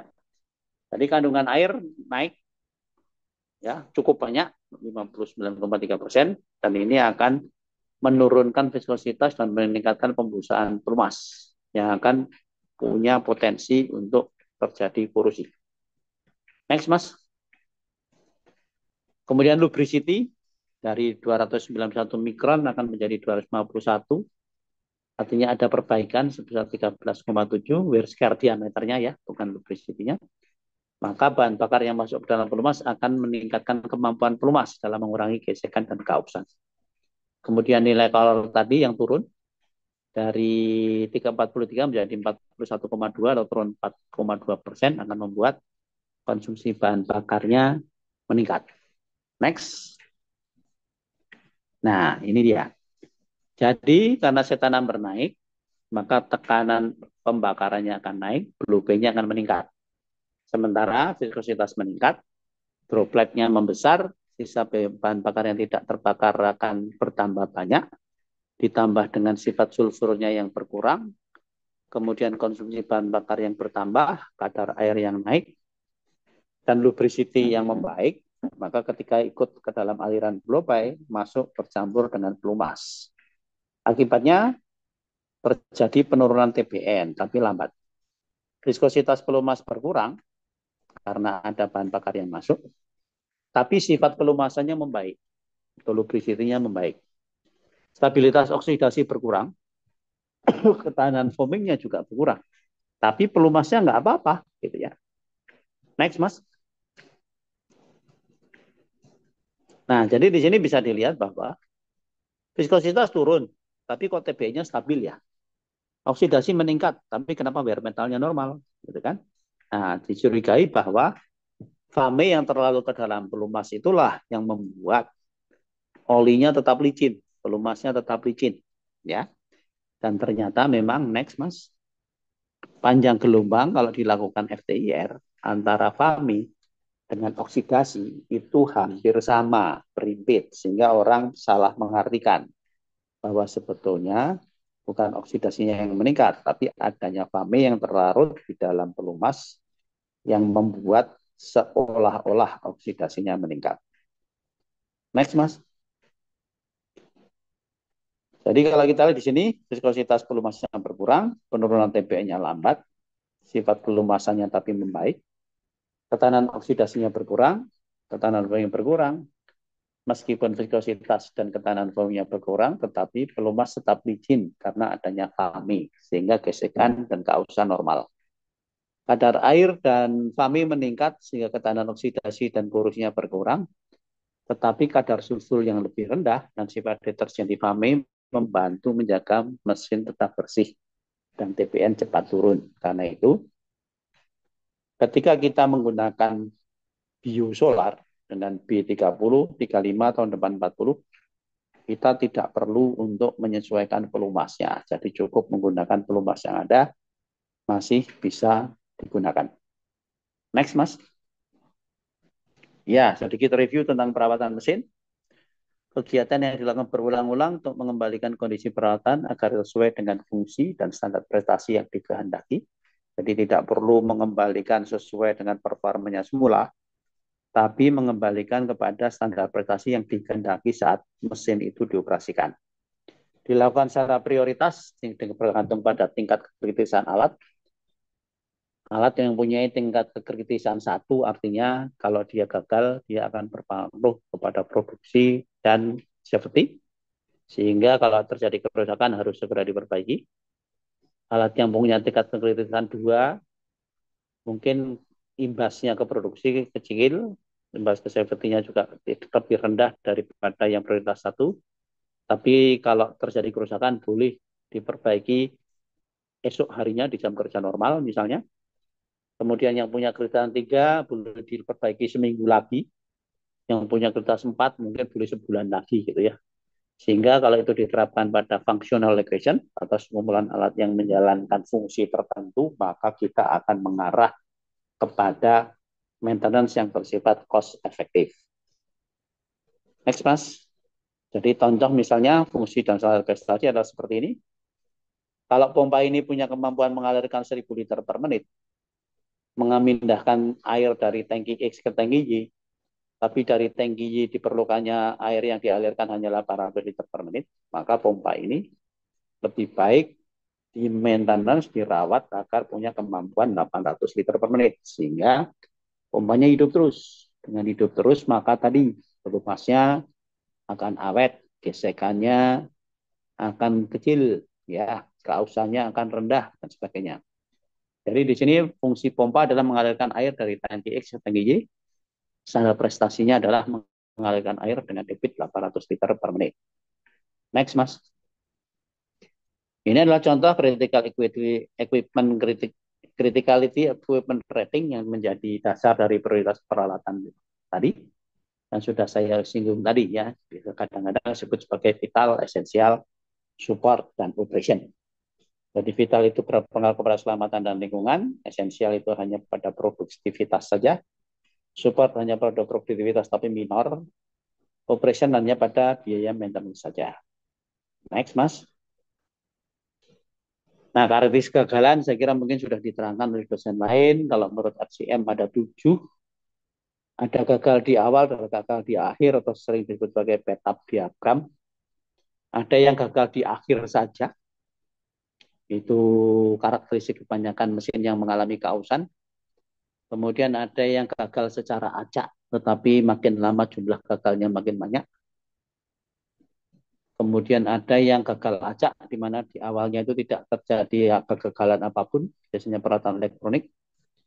Ada yang gagalnya acak, ya, bisa rusak kapanpun, misalnya bearing, artinya bisa terjadi pada peralatan mekanik, atau gagal di awal, karena kita ceroboh atau infant mortality, nggak baca buku manualnya dan sebagainya, sehingga kita banyak melakukan kesalahan, maka di awal akan banyak gagal. Kombinasi antara F dan B itulah yang menjadi pola kegagalan A atau bed-up diagram tadi. Ya, next, Mas. Nah, kalau dari kita mengenali karakteristik dari kegagalan tadi, maka sebenarnya pola yang B dan pola F itu cocok dengan breakdown maintenance. Efektif jika mesin memiliki backup atau pengganti. Kemudian B dan C bisa cocok untuk preventive maintenance, dilakukan hanya berdasarkan waktu tanpa peduli kondisi. Sedangkan D dan E, predictive maintenance, dilakukan hanya berdasarkan kondisi tanpa peduli waktu.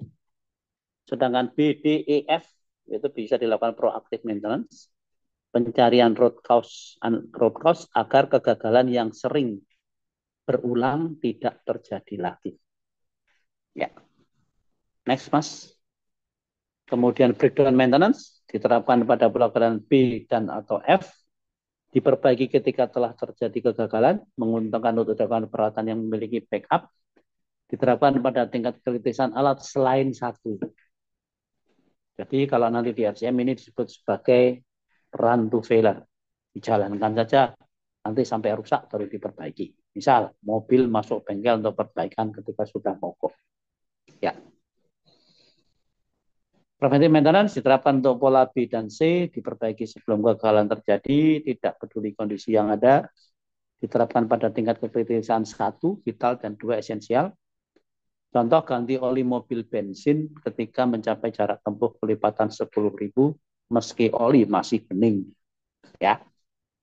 Kemudian, preventive maintenance diterapkan pada pola kegagalan D dan E, diperbaiki sebelum kegagalan terjadi, tidak peduli waktu, diterapkan pada tingkat kritikan 1, vital, dan 2, esensial. Contoh, ganti oli mobil bensin ketika dalam pengecekan rutin dijumpai oli sudah coklat dan volume sudah di bawah low level.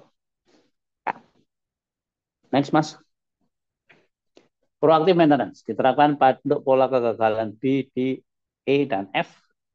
Dicari penyebab dasar kegagalan hingga ditemukan, tidak dipeduli waktu, diterapkan pada semua tingkat kekritisan alat, tetapi lebih diutamakan untuk vital dan esensial. Contoh, oli mobil cepat habis.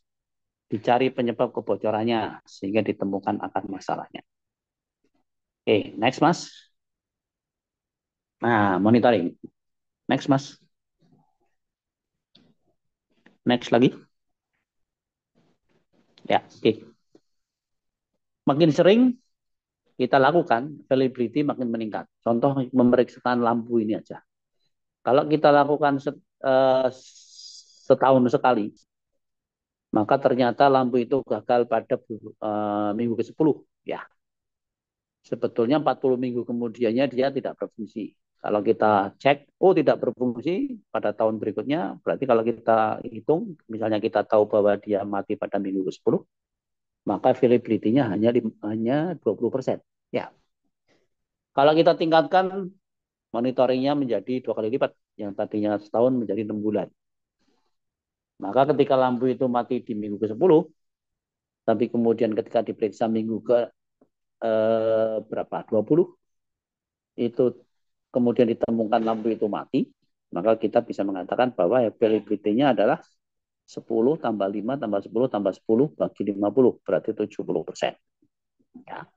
Kalau kita tingkatkan lagi, dipersempit lagi, diperketat lagi, 12,5 minggu, maka availability-nya naik 95%. Nah, kalau misalnya ada atasan yang menginginkan availability 100%, mungkin nggak?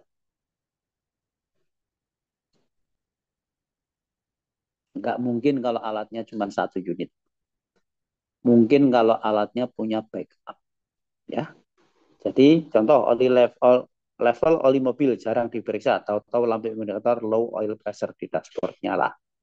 Maka itu artinya availability-nya rendah. Ya. Oke, next.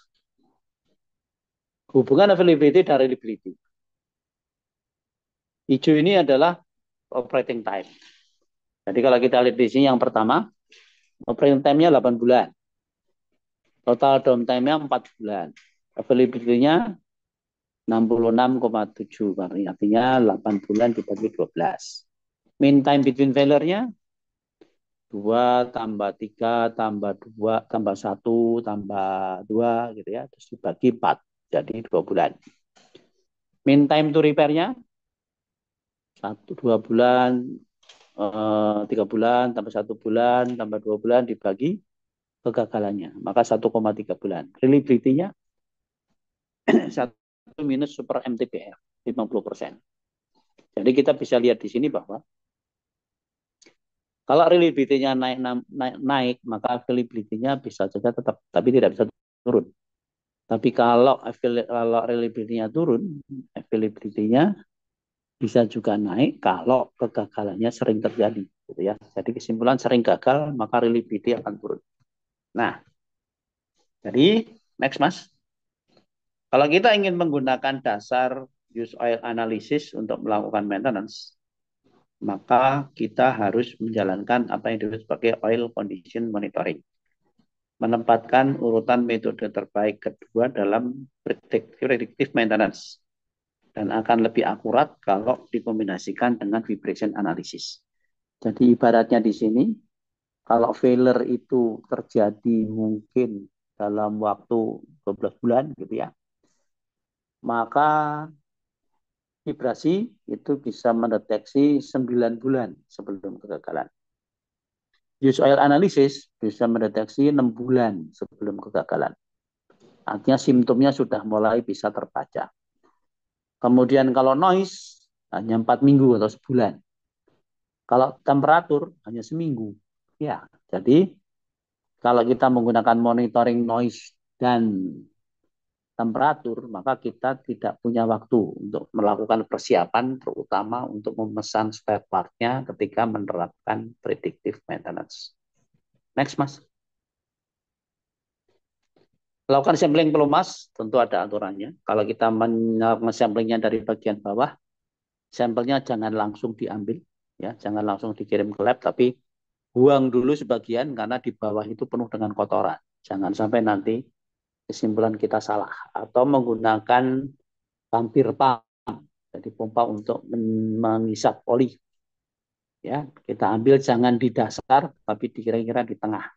Dan kalau bisa dilakukan ketika mesinnya bekerja atau ketika mesinnya baru dimatikan. Supaya memang sampel oli yang diambil memang mewakili pelumas yang beredar di dalam mesin. Next, Mas. Kemudian ini kalau ada filter, ya jangan mengambil sampelnya keluar dari filter, nanti pasti akan bersih.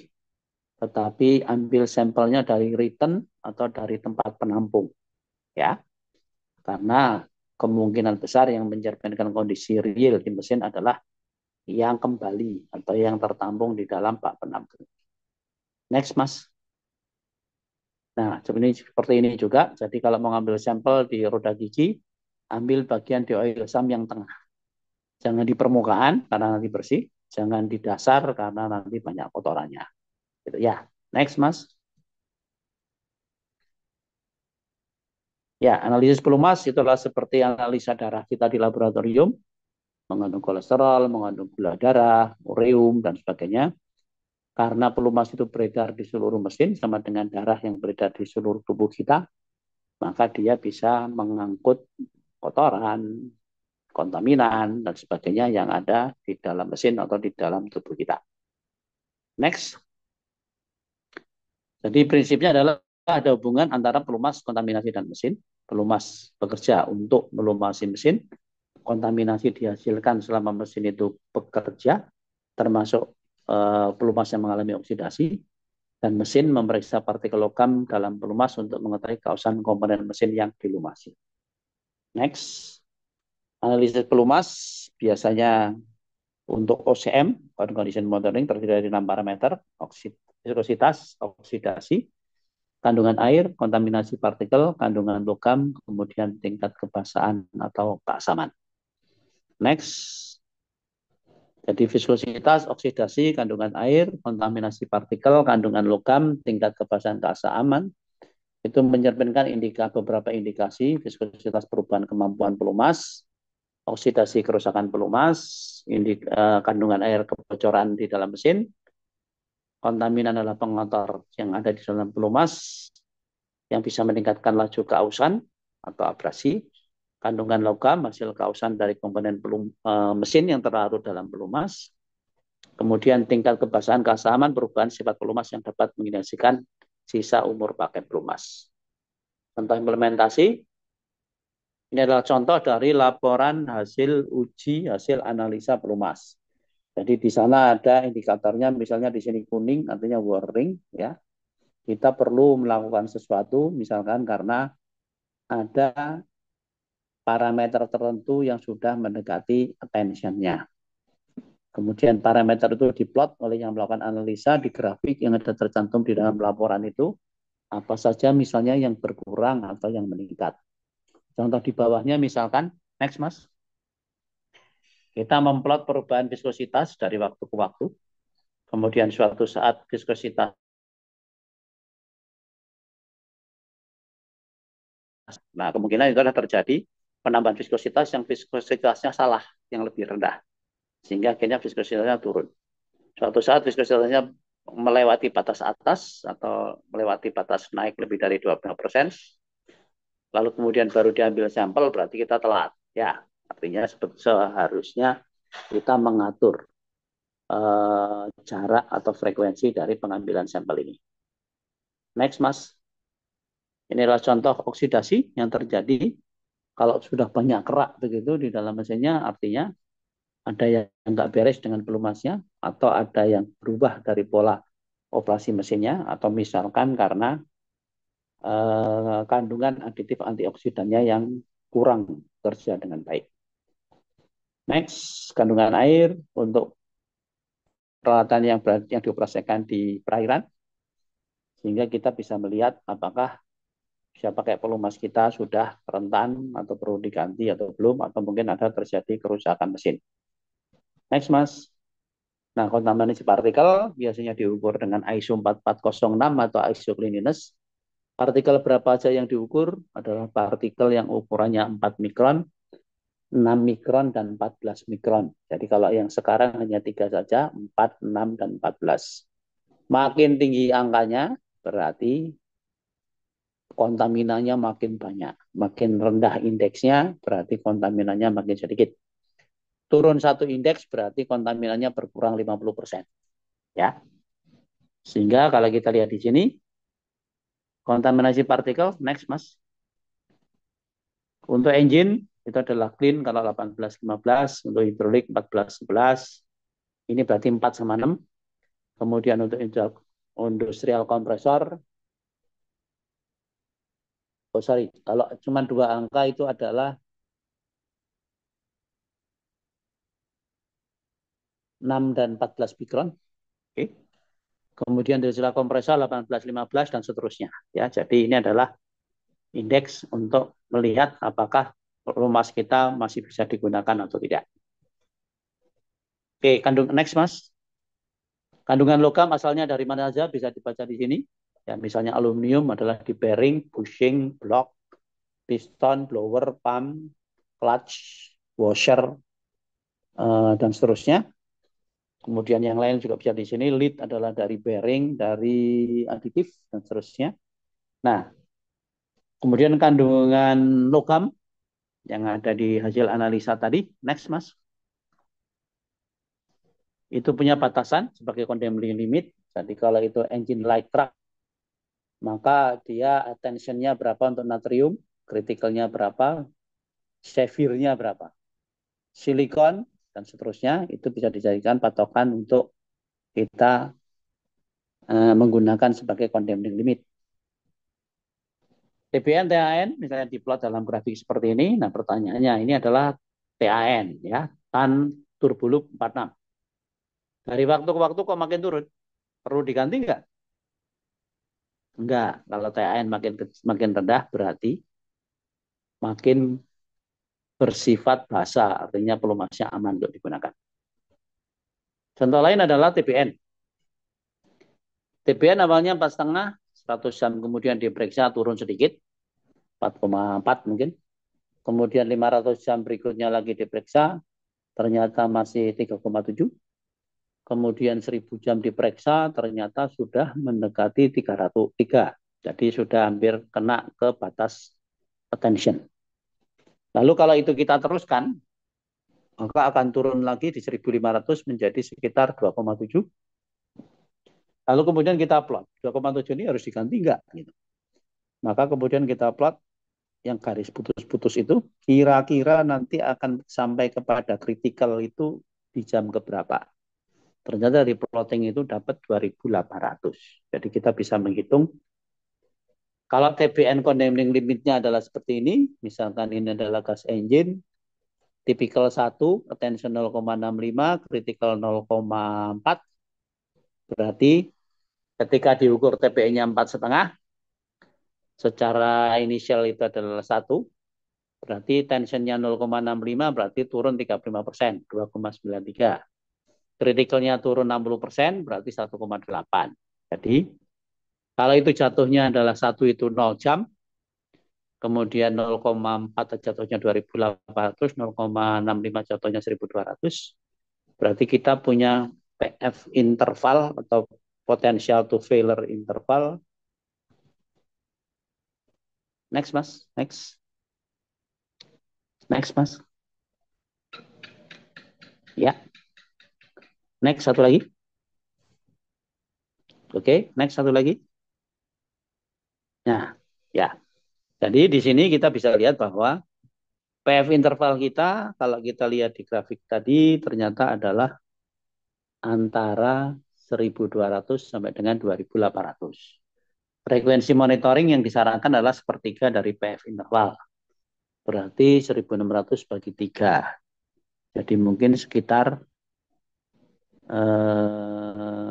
500-an sekian. Ya. Nah, biasanya disarankan untuk mengganti adalah sepertiga dari PF interval yang pertama. Ya. Jadi kita bisa ganti sampai dengan 1.780 atau 1.800. Aman untuk di itu, berarti ada ekstensi sekitar 800 jam atau sekitar hemat sekitar 40%. Oke. Next, Mas. Oke, jadi bisa dikatakan bahwa peralatan untuk oil analysis dapat dipergunakan untuk uji dalam rangka sertifikasi SNI, uji dalam rangka jasa industri oil condition monitoring. Jasa industri oil condition monitoring adalah menguji sifat fisika kimia pelumas baru dan pelumas bekas sesuai dengan frekuensi monitoring. Interpretasi hasil berdasarkan riwayat operasi dan perawatan mesinnya. OCM bermanfaat untuk mengetahui komponen mesin yang mengalami kegagalan yang bagian mana, memastikan pemesanan spare part yang diperlukan dalam rangka overhaul nantinya, memperpendek waktu breakdown, seperti gambar yang di bawah ini. Kalau kita menjalankan OCM, berarti kita bisa mendeteksi kegagalannya mana, kita bisa misalnya spare part duluan, maka downtime-nya akan menjadi seperti yang merah, bukan yang biru. Meningkatkan reliability dan availability sehingga produktivitinya naik.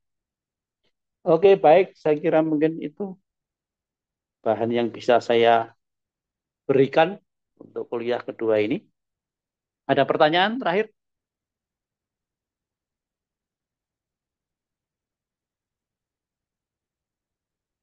Nggak ada? Oke, baik. Terima kasih untuk kehadirannya. Terima kasih Pak Zainal untuk kesempatan yang diberikan untuk memberikan penjelasan Terima tentang kasih mahasiswa mesin sekalian. baru. Ya, Terima kasih Pak Rius. ya. Terima kasih Pak.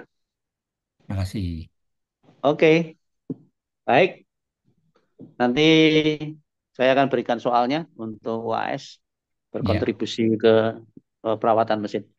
Baik, Mas. ya, Terima terima kasih. kasih sekali Pak Rius. Baik, Terima sama-sama. kasih mahasiswa Ya, sekalian. izin Kasih live, Mas. nasib. Ya, Ya, makasih. terima kasih.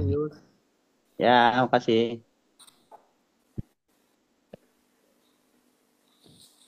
Absennya gimana Pak Nasir?